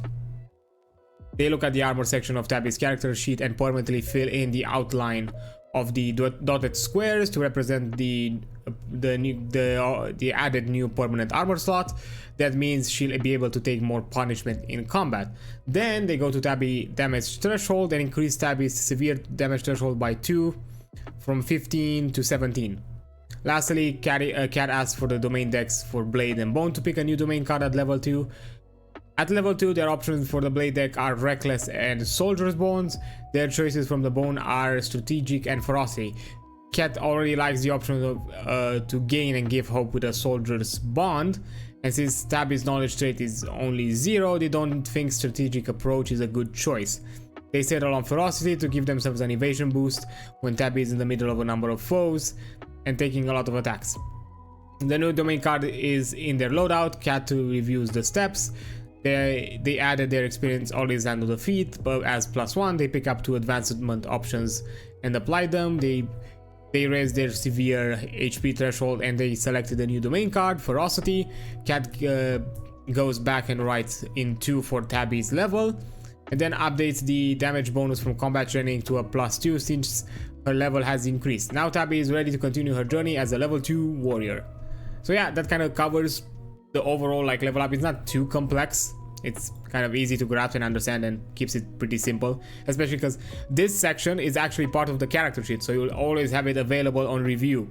So even before you level up, you can occasionally like look at it, have a glance, and just plan ahead if you want that, if you're that kind of player. Because for example, in my case, that's kind of what I always do. I kind of plan ahead with my builds and my characters. Of course, depending on what happens in the session, in the campaign, some choices are going to be altered, because I also take in consideration what happens in the campaign, how my character advances both in story and in interactions with the other players or the world. So yeah, you know that it's what it is at the end of those routes. It's a road that looks to be the old main road, but clearly not maintained for decades. Second is a trail next to a river, but it seems it has formed naturally instead of man-made. And lastly, they see a trail into a woods that shows sign of regular use. We see the player characters have no idea where those roads lead them, but it's a really important choice. Yes, you can make those choices kind of symbolically, but you know, I do want to emphasize something.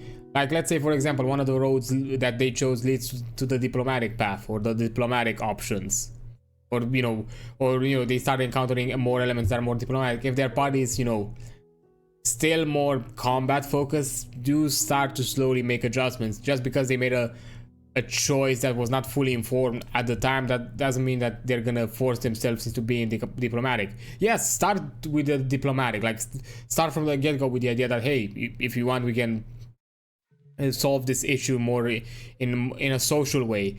But if the party in their decisions and their kind of choices push more and more into that into something else, don't force them just because they chose a path that they had no idea that it led them there. It's better to once they start formulating an idea of what's happening around them, and they have an agency, just because because as you said, these paths don't tell you where they go, but at the same time that doesn't mean that the players are gonna commit, even if just because they didn't know. Maybe even more, maybe if they knew, they would have committed to something. But again, I'm not saying to tell them the info, I'm saying to adapt as you go, in case it might not necessarily go as you might have wanted. Because yes, they might go on a diplomatic route, symbolically and in a more in-world option, and in more kind of an in-world sense. But if their actions don't show that, maybe don't force it. Maybe just start adapting those options to something less in that area, and more into the let's just do something that you all prefer, and it's more within your own agency. So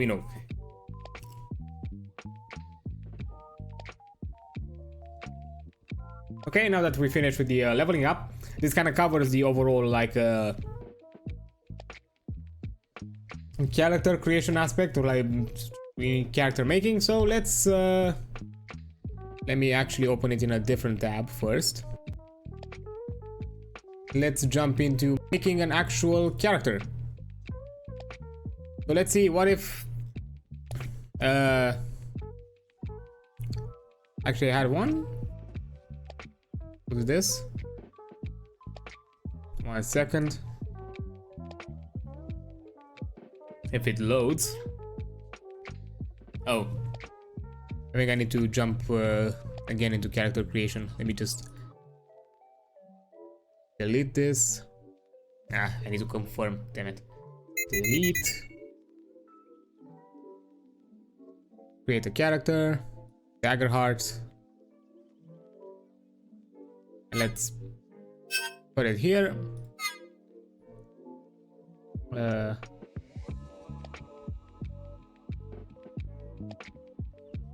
Let's see. This is the same playtest info, so I'm not gonna jump too much into this. Okay, I'm gonna leave it as this because it appears that it's well windowed in this section. So we start with name. Let's just go Adrian Solf. Pronouns, it doesn't really matter to me, but let's go he, him. I'll start at level 1. Main road leads to a town that is poor because mayor of land taxes heavily because he is rebelling against his king. Plot twist: the mayor will actually be lesser of two bads. Rival trail leads to a goblin war camp. They meet two wounded gnolls and they ask for help and save their party leader from a war camp. This could lead into an alliance with gnolls. Last is a forest trail that leads to a house that is in control of a cult that tires to create an unkeg chimera. They can join the cult or start a war against the cult. I see. Okay. Okay, I kind of see what you mean by that. So basically, they still have kind of the options available depending on how they choose to do it. Yeah, that's good. I like the variety. It's interesting and it's fun. It's fun because, you know, you start prepping with like 3 ideas that are like completely different in directions, and you know, depending on what they choose at the beginning, you know, you kind of start expanding on that one, because it also kind of goes in that decision that, hey, I have so many ideas of what exactly I want this campaign to be, but I'm not sure what to prep. So let me just give a snippet of each of them as part of the next session, and seeing where the party goes. That's what I'm gonna do. Basically, let the party make the decision for you when it comes to how exactly the game is gonna advance. So yeah. Okay, as an icon, because I'm not gonna start uploading my own. Maybe I'll do afterwards. Don't necessarily see one to vampiric. Choose this one, why not? Doesn't really bother me. Okay, character creation is done. So let's choose a class. What class would fit me in Daggerheart?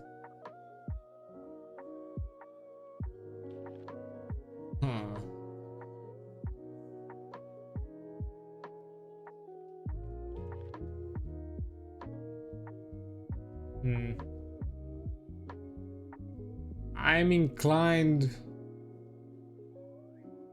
I think, sorcerer, maybe rogue.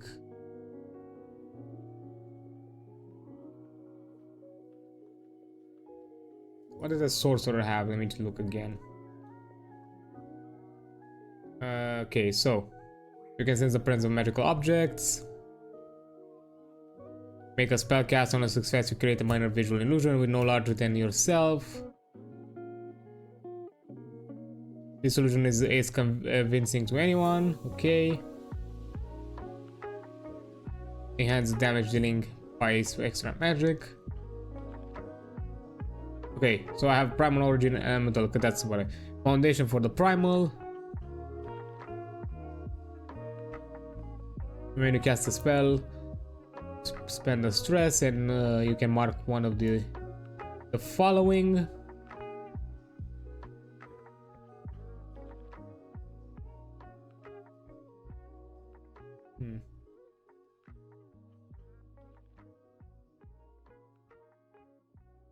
Elemental origin, that's not necessarily fitting.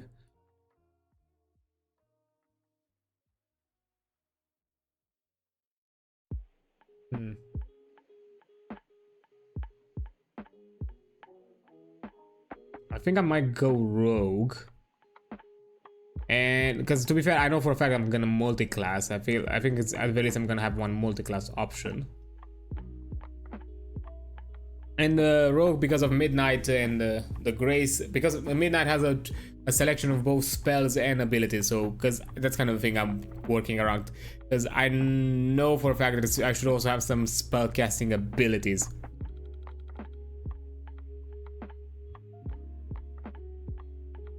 So let's see, would Syndicate be the one?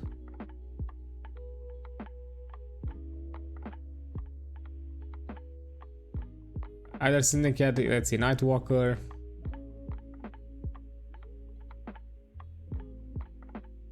I think I'm gonna select Nightwalker. So select the class. Let me choose a subclass. I'll go.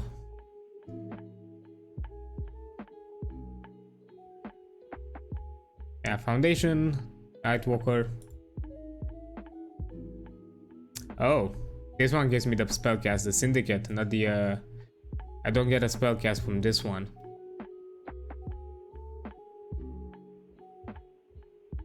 Huh.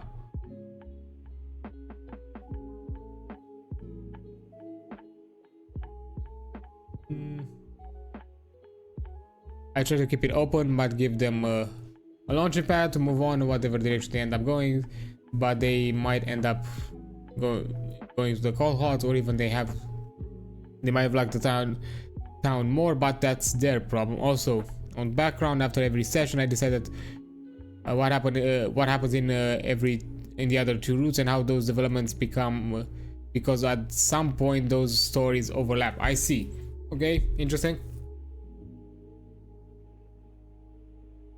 Yeah, I mean, it's a good idea to kind of keep track, because you know, who knows, maybe at some point they're gonna encounter those through their own choices. They might get to that town, even if they may be still pursuing a different thread, or maybe join the town, or maybe find the cult, and they find it, you know, how after they progressed for a while. So yeah, that's a good approach, because it kind of keeps the idea that, you know, the world that they are in, it's living, it's breathing, things change, nothing is stagnant.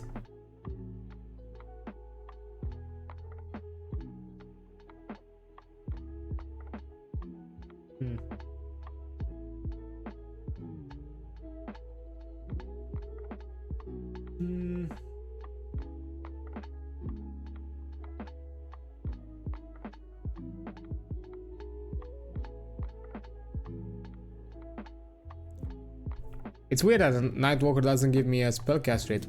Shouldn't they give me a spellcast rate though? Let me check.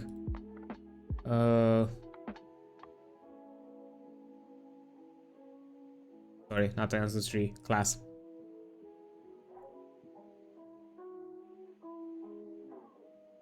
In the farthest parties, players have no idea they could have a chance to affect it directly. I mean, that's part of the charm. To be fair, they should at the very least know that, you know, this is a living, breathing world where they interact with it and their choices matter. So I guess they shouldn't have an idea that them choosing this path, you know, leads them to a different location. But hey, of course, you know, don't reveal all of your cards, keep them close to your chest, that kind of a thing. But, you know, players should be aware that, you know, just because they didn't choose this path doesn't mean that they can't have an impact of that path later on. So let me just jump straight to the rogue.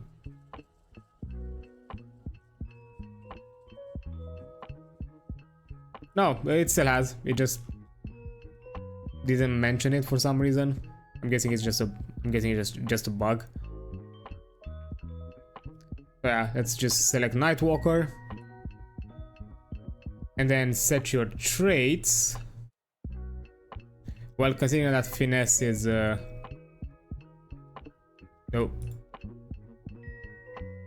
Oh, these are the suggested traits, okay. To be fair, I do want a +2 finesse. -2, yeah, I'll put it in strength.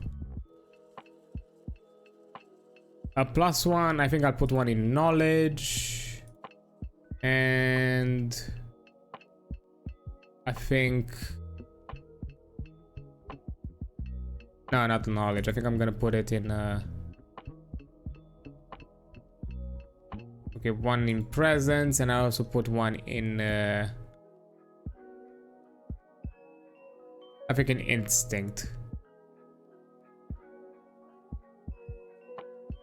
Yeah, that works.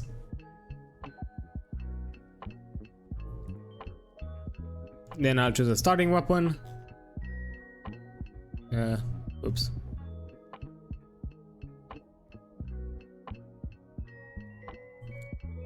Suggested dagger. Oh, they can, but they like, but will they? Like, if they have saved the note from the goblin camp, at some point they come across this cult again, but because they did not stop them or join back then, are they now more powerful and could?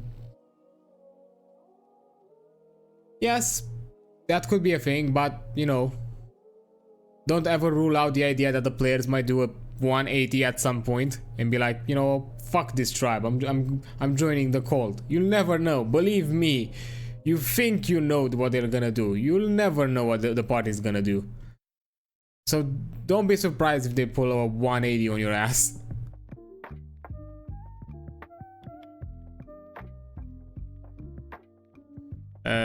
Is there a way for me to select based on... it would be nice too if I could filter it based on the character trait required.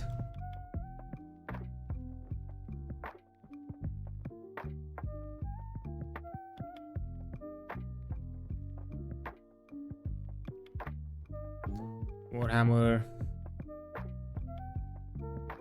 Also show less. I don't wanna.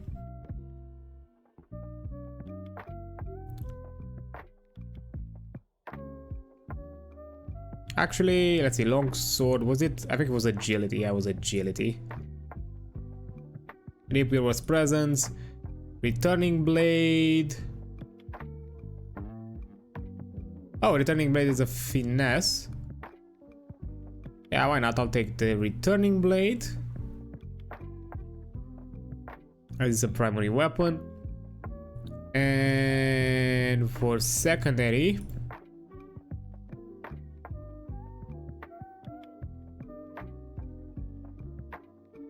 but if they don't know the color, that's the funny part. They actually have effect. No.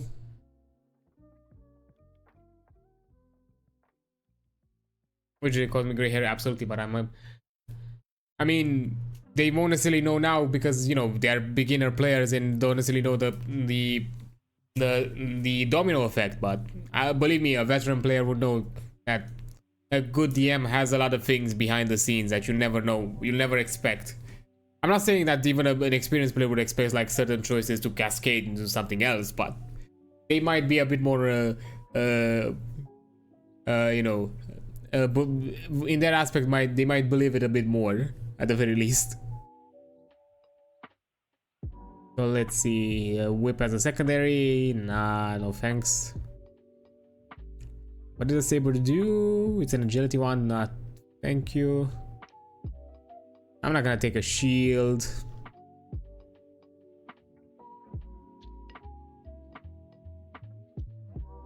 Yeah, I'll take the small dagger for the paired bonus. Starting armor.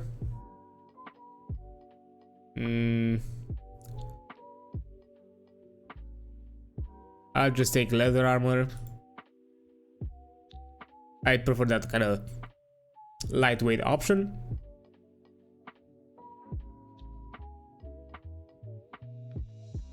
I'll take a health potion. And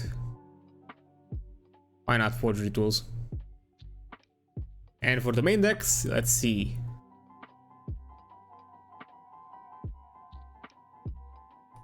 I have the Rain of Blades, spend to hope to conjure throwing blades that strike an enemy very close to you.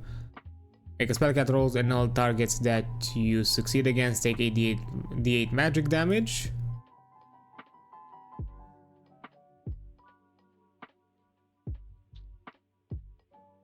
Uncanny Disguise. When you have a few minutes to prepare, you can mark stress.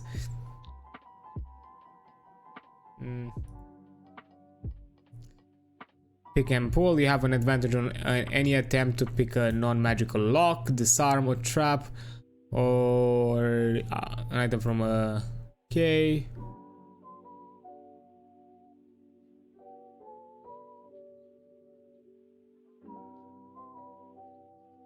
Kind of hope to gain to trick someone into believing a lie you tell them.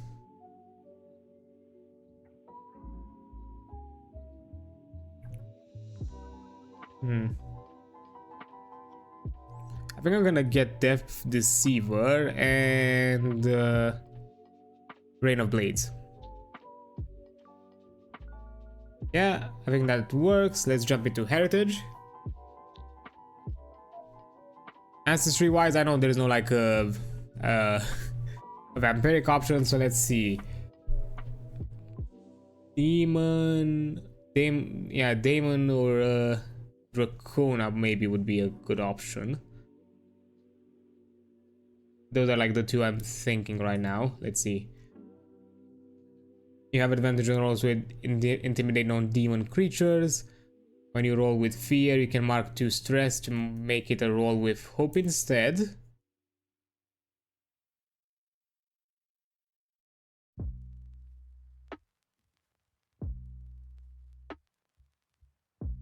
Okay.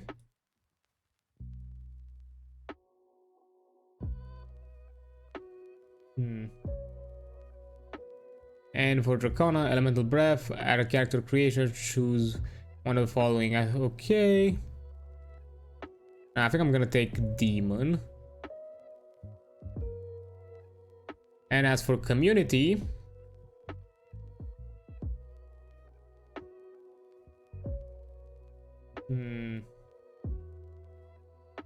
not Slyborn, that's too easy.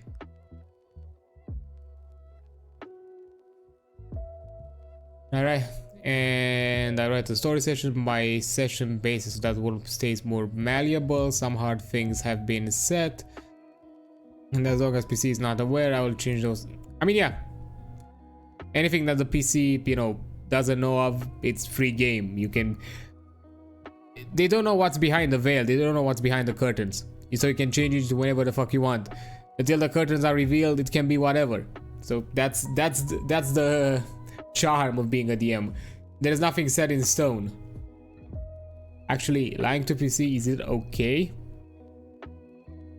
Look, as I mentioned, if there's anything behind the curtains like that has not been revealed and you decide to change it, if the PC doesn't know, they won't know. It's not lying in a sense. It's nothing malicious. It's just you changing the experience in a way that you consider it better, both for you and the group.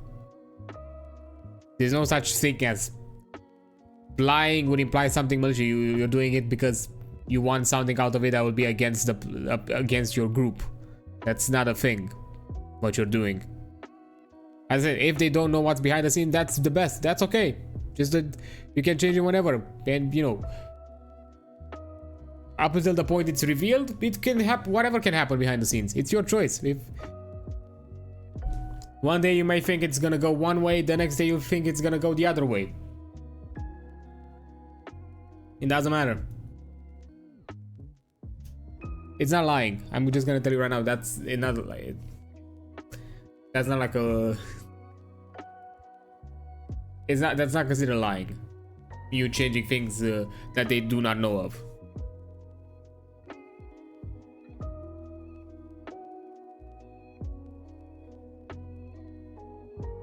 Hmm.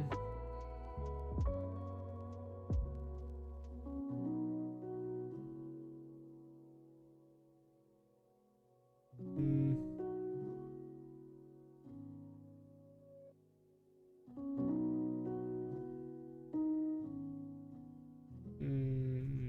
Not waterborne. Maybe Lordborn.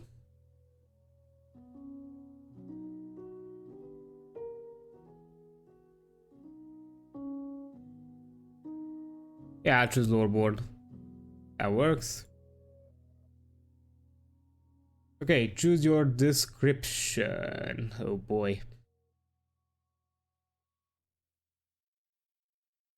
I'm not gonna jump into these. I'm probably gonna let them later on. What did you do to get caught? What did you get caught doing one that had you exiled from your home community? Well,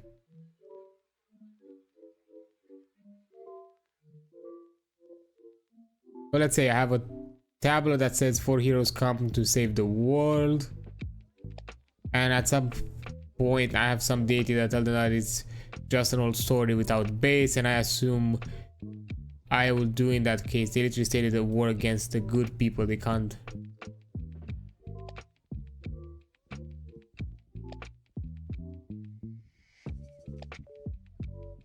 I mean, if you're telling me basically, because what you're saying right here is it's your way of saying, oh, I'm retconning something. Yeah, go ahead. As long as it doesn't feel too, I don't know, too on the nose, I guess. I'm not sure exactly how to say, because, you know, sometimes retconning can feel like retconning, but that's not, you know, if you decide later on that, hey, maybe I should not necessarily mention it like this and should just keep it more vague or just change the details, you can still keep whatever you said later on. Look, a good idea, a good way to do it, or at least an option to do it. Let's say the first mention, let's say that the 4 heroes come to save your world. If you decide that later on that information is no longer the true information, still keep it, but somehow play it around as being some kind of form of misinformation, as you mentioned it here. Maybe, you know, add a layer that, okay, this is not a true fact. By why is it not a true fact? Maybe somebody else, you know, defaced the tablet or swapped it or things like that. You can add layers to it to feel believable, or at the very least feel like the retcon is not necessarily a retcon, and it's more of an in-world thing that happened that initially gave them false information. And then, of course, the players can still be suspicious and be like, are you just saying all of this because you changed it or not? Again, it's up to you to be as honest about it as you want to be. It's, again, as I said, these kinds of, you know, changes are not malicious in any way. So it's not lying in the sense that you're doing something malicious. It's just you're decided to make a change because whatever you had previously no longer fits the narrative for whatever reasons, and I'm gonna make the change as, you know, as close to in-world as possible. The players can choose to go with it, they choose to go with it. If not, they don't, then that's kind of it. If for them that's a weird ass deal breaker and decide they don't want to play and they're no longer believing in you, that's a them problem, not a you problem.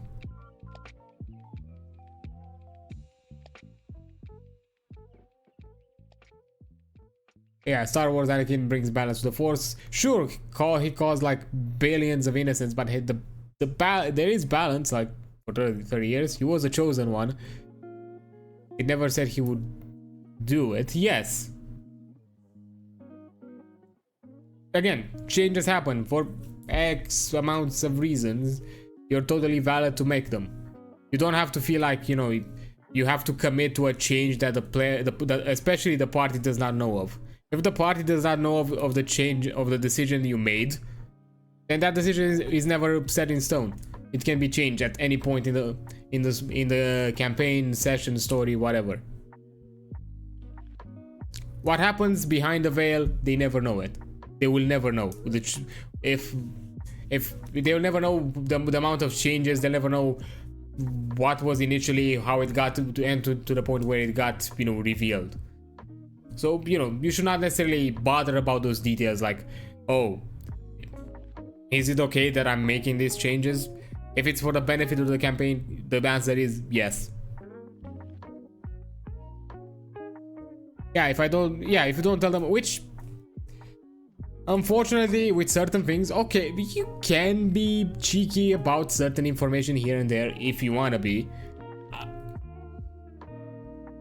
Yeah, they can, you know, they can suspect, but you know, as long as you're not too blunt about it and not too honest about all of the stuff that you're doing, you know, outside of character, outside of game, yes, that's fine. If they don't know outside of character, they'll never know. How would they know?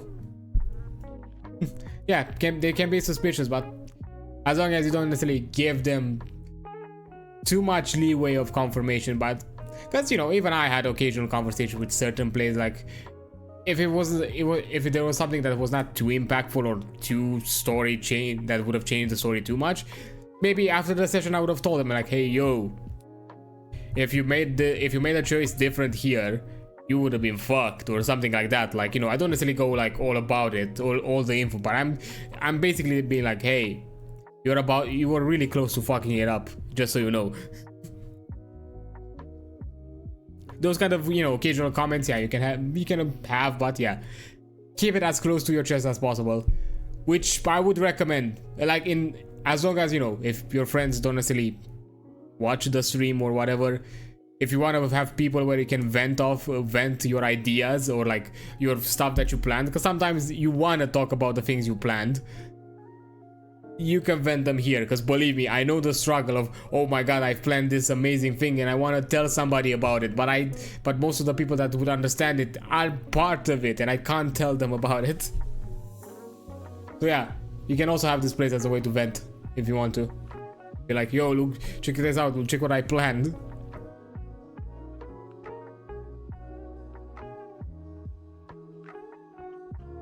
I'm pretty sure none of them use Twitch for that matter. Yeah, I understand that. I think some of my friends don't do it either, which is why I think they never even told them I'm doing this. Because I don't think they watch it too often, or at the very least they're not like avid watchers of it. So, you know, I just kept it simple. I think these details I'm gonna leave for later. Choose an experience. I know that one of them is +2. I'm just gonna call one deal maker. Oops, and the other one, the house always wins. Yeah, I'm gonna keep it as this. Create connections. I'm gonna, again, writing stuff, I'm not gonna bother too much about it now, just because, you know, it takes a while for me to think about this kind of stuff and I don't necessarily want to bog it down. So yeah, let's jump into this one. And here we are at level 1. So let's just see the character sheet. So here I am as a loreborn demon rogue. I like how the stuff is kind of arranged. I have a minor of 1, a major of 7, and a severe of 14. I'm an evasion 12. Have I not equipped the armor? Equipment. Let me just click leather armor. There we go. Ooh, I never saw this. Actually, can I just? Yeah, I can just preview it like this. Roll. Let's see. I rolled a 9 with fear. That's bad. To be fair, it was a strength roll, but anyhow. I have the primary returning blade, which is a +2, which is a d8 +1. Paired. +2 to the primary weapon. Can I make a change here? I'm not sure if I can. Oh, I think I can make an edit.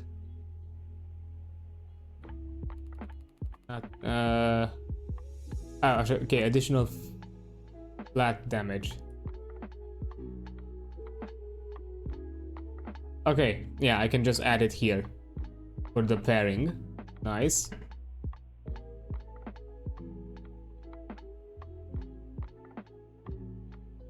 I have 6 HP, 6 stress. I'm a deal maker and the house always wins. Which kind of, I'm putting this one is kind of could be negotiations, that kind of thing. While the house always wins could be a bit more gaming related, more like luck, chance, that kind of a thing.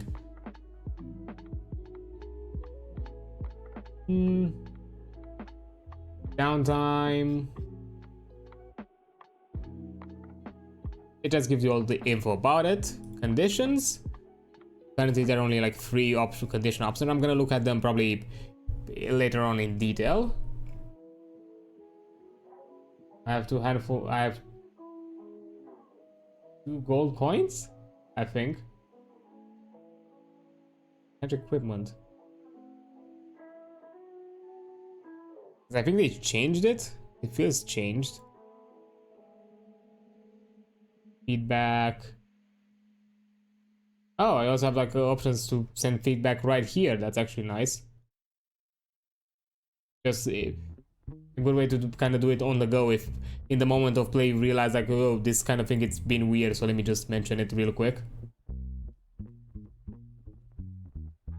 Yeah, so I have the domain effects. I have my rogue features and the ancestry stuff, which is really nicely like put together. That's really cool. So why not? Let's jump to 2nd level. If I'm at it, let me choose another experience. What could it be? Let me think about it.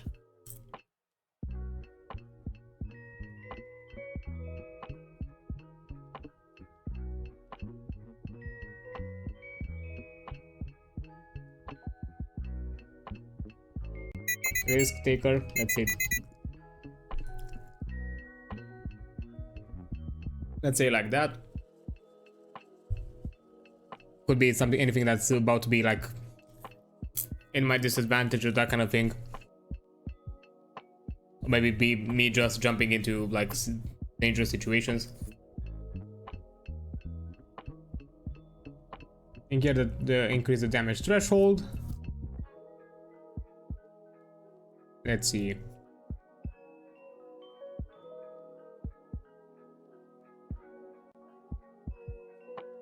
If I'm not mistaken, yeah, increasing the proficiency would also increase my damage with my spells.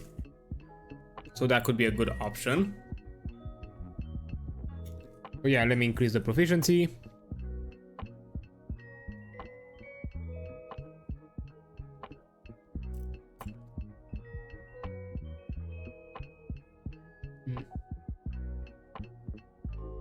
Do I have anything that requires stress?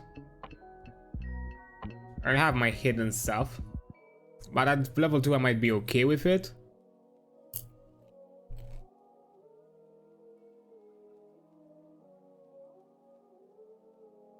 So maybe let's just make myself harder to hit with a +1 evasion. And for my domain card, let's see. I have Midnight Spirit. Spend a hope to summon an arcane spirit the same size as yourself. You may also spend to make an attack roll. Nah.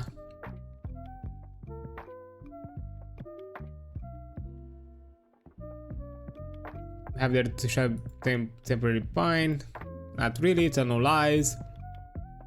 Make a spellcast roll against a target within very close range on a 6/6, so they can't lie to you while they remain in close range. And Troublemaker, when you taunt or provoke a target within far range, make a presence roll against them. On a success, roll a number of d4s equal to your proficiency. I see.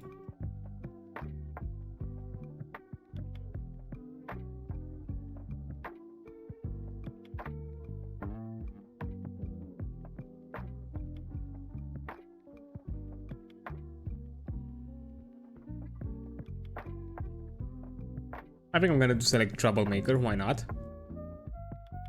I made all the selections for level 2. I think I'm gonna make it up to level 5, why not? Because I also want to multi-class and just keep it there. The damage roll is increased, 2 level up options. Let me...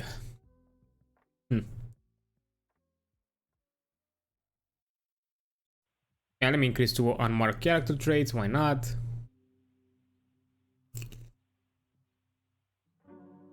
I'll put my finesse higher and my presence higher.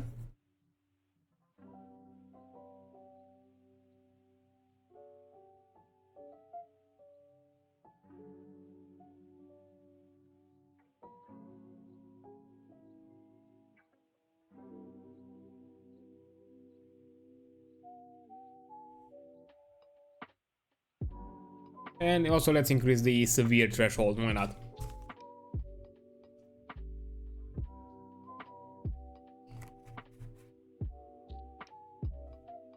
And as a domain card, I have chokehold while hidden. When you successfully position yourself behind a creature that's about your size, I can mark a stress and put them in a chokehold. And I make them temporarily vulnerable. That's a good one. Hypnotic Shimmer. Make a spellcast roll against any enemies in front of you. On a success once per short rest, you create an illusion. Nah. Invisibility. You become hidden. Or Veil of Shadows.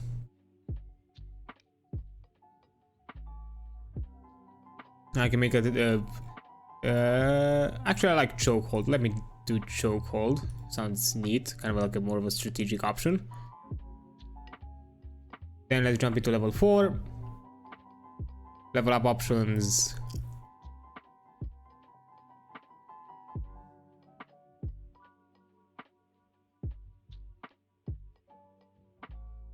Yeah, let's increase why not? Let's increase an experience by 1.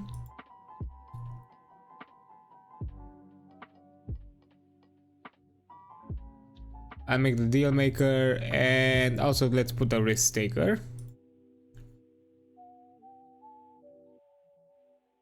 And I'll also increase more traits, why not? I want like a higher agility, and let's go higher instinct.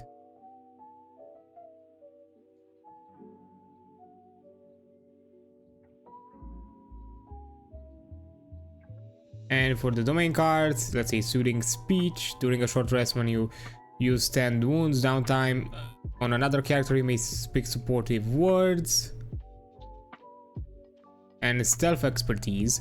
When you attempt to move through a dangerous area without being noticed, if you roll with fear, you can always mark a stress to change it to roll with hope. If any ally closer to you is attempting to make that move.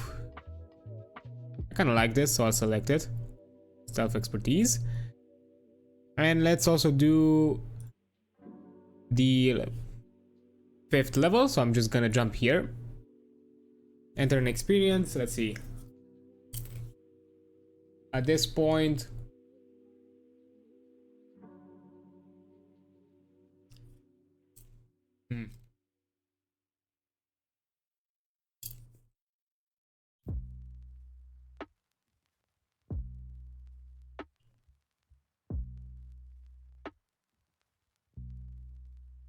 let me think. Could be a good experience.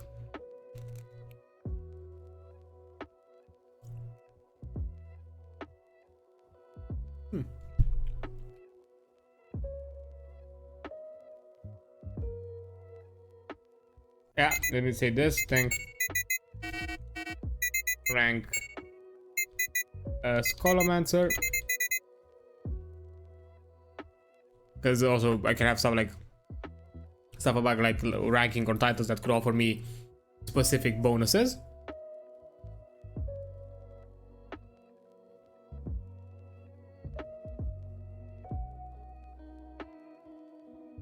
Okay, as level up options, let's see. I'll select the multiclass. And I'll jump into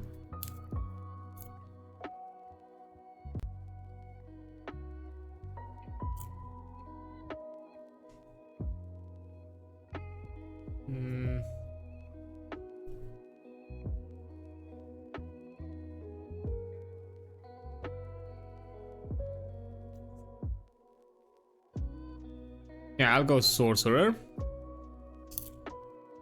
Choose an additional domain. I already have Midnight, so I'll go Arcana.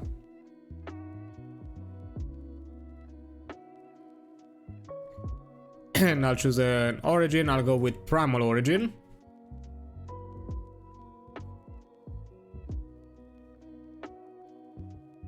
And for my domain cards, let's see. Let's take an Arcana. Maybe that'd be interesting. Flight. Huh.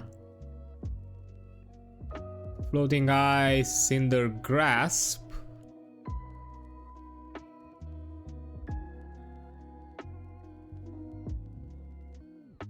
Rune Ward. Unleash Chaos.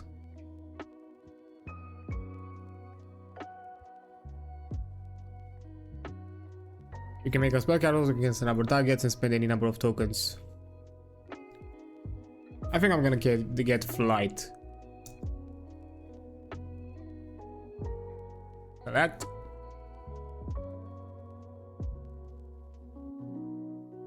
And let's see the character sheet now. Let me do a quick huh? Are the items unequipped? Oh, apparently so.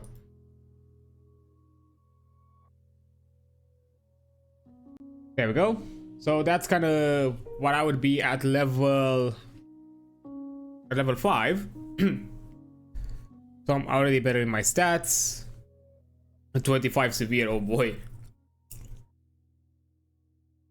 But an 18 major.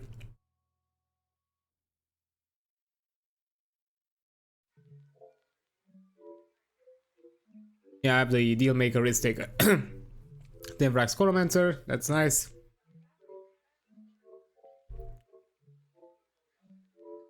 Two, three, four. And here are all my currently there are like 5 domain cards: Death Deceiver, Rain of Blades, Troublemaker, Chokehold, and Stealth Expertise. I have the Hide and Sneak Attack. I have the Arcane Senses and Minor Illusion. The Nightwalker.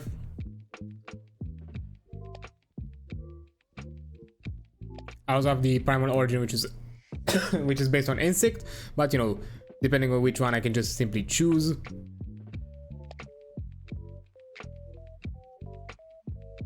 Yeah, that's kind of it. But anyhow, I think but I don't want to just push myself too much into doing this kind of stuff. So from this point on, 1 second, actually, because again, the app Stream Deck just decides to go into sleep mode now. It no longer keeps my phone active for some reason. But let me just jump into the chatting. Yeah, I'm gonna end it here. Next time I'm gonna jump into the you know, actual like moments of play with the game and discuss more about that kind of aspect of it. But yeah, overall, you know, equipment wise, it's pretty interesting. They're quite, I mean, you know, leveling up and that kind of thing, we've touched a bit about it beforehand, and similarly with some of the item stuff. So it wasn't like too much. This one has been a bit more of a chill discussion. I just wanted to kind of like quickly jump in and also make like a character.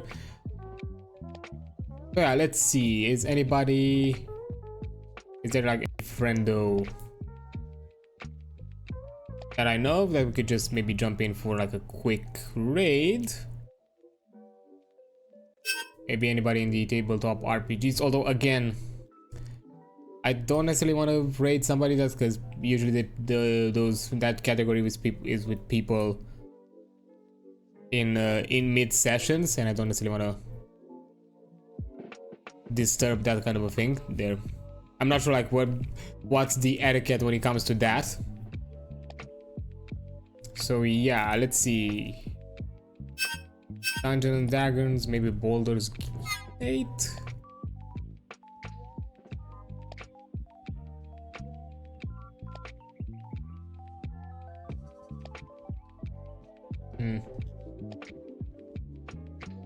Quite a few people here and there. Again, with D&D, I'm pretty sure, yeah, there are a lot of people in their actual sessions and that kind of a stuff. Again, don't really want to be a bother about it. Wait a minute, maybe?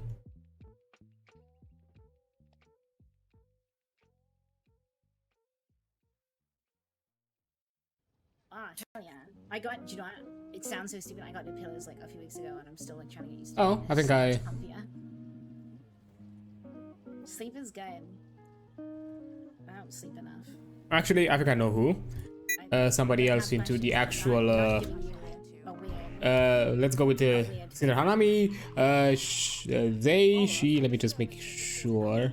I'm just gonna go with they because I can't see actual mention of pronouns. They are currently playing Warhammer 40k Rogue Trader, which is, you know, based around the RPG as well. So why not just jump in from one RPG to another? Although I'm jumping to a game RPG. So yeah, we're just gonna raid her. Let me just do the usual stuff. Cinder Hanami. Start a raid. My time has come. They somehow got aboard. Yeah, anyhow, thank you all for being around here. I really appreciate you. Also, just let me make sure that I have the raid message popped in here in chat. This is usually the message I send whenever we're raiding. Yeah, don't worry, we did ttrpg talk. Actually, I'm gonna continue tomorrow, which is gonna be a more special like D&D focused one. I'm gonna create some characters for some people that have made submissions on a social post that are like VTubers, or you know, if you want to, you can make like Oshis. I'm gonna repost those again today and tomorrow as well. Also, don't worry if you just haven't seen the post or anything like that. I might also do them like in the moment on stream if you give me the info back then at that time. No. But yeah, I'm gonna do that and maybe do some homebrew stuff here and there just to kind of cover, because I'm pretty sure I don't necessarily have enough submissions, but I do kind of want to show you my homebrewing process and my game dev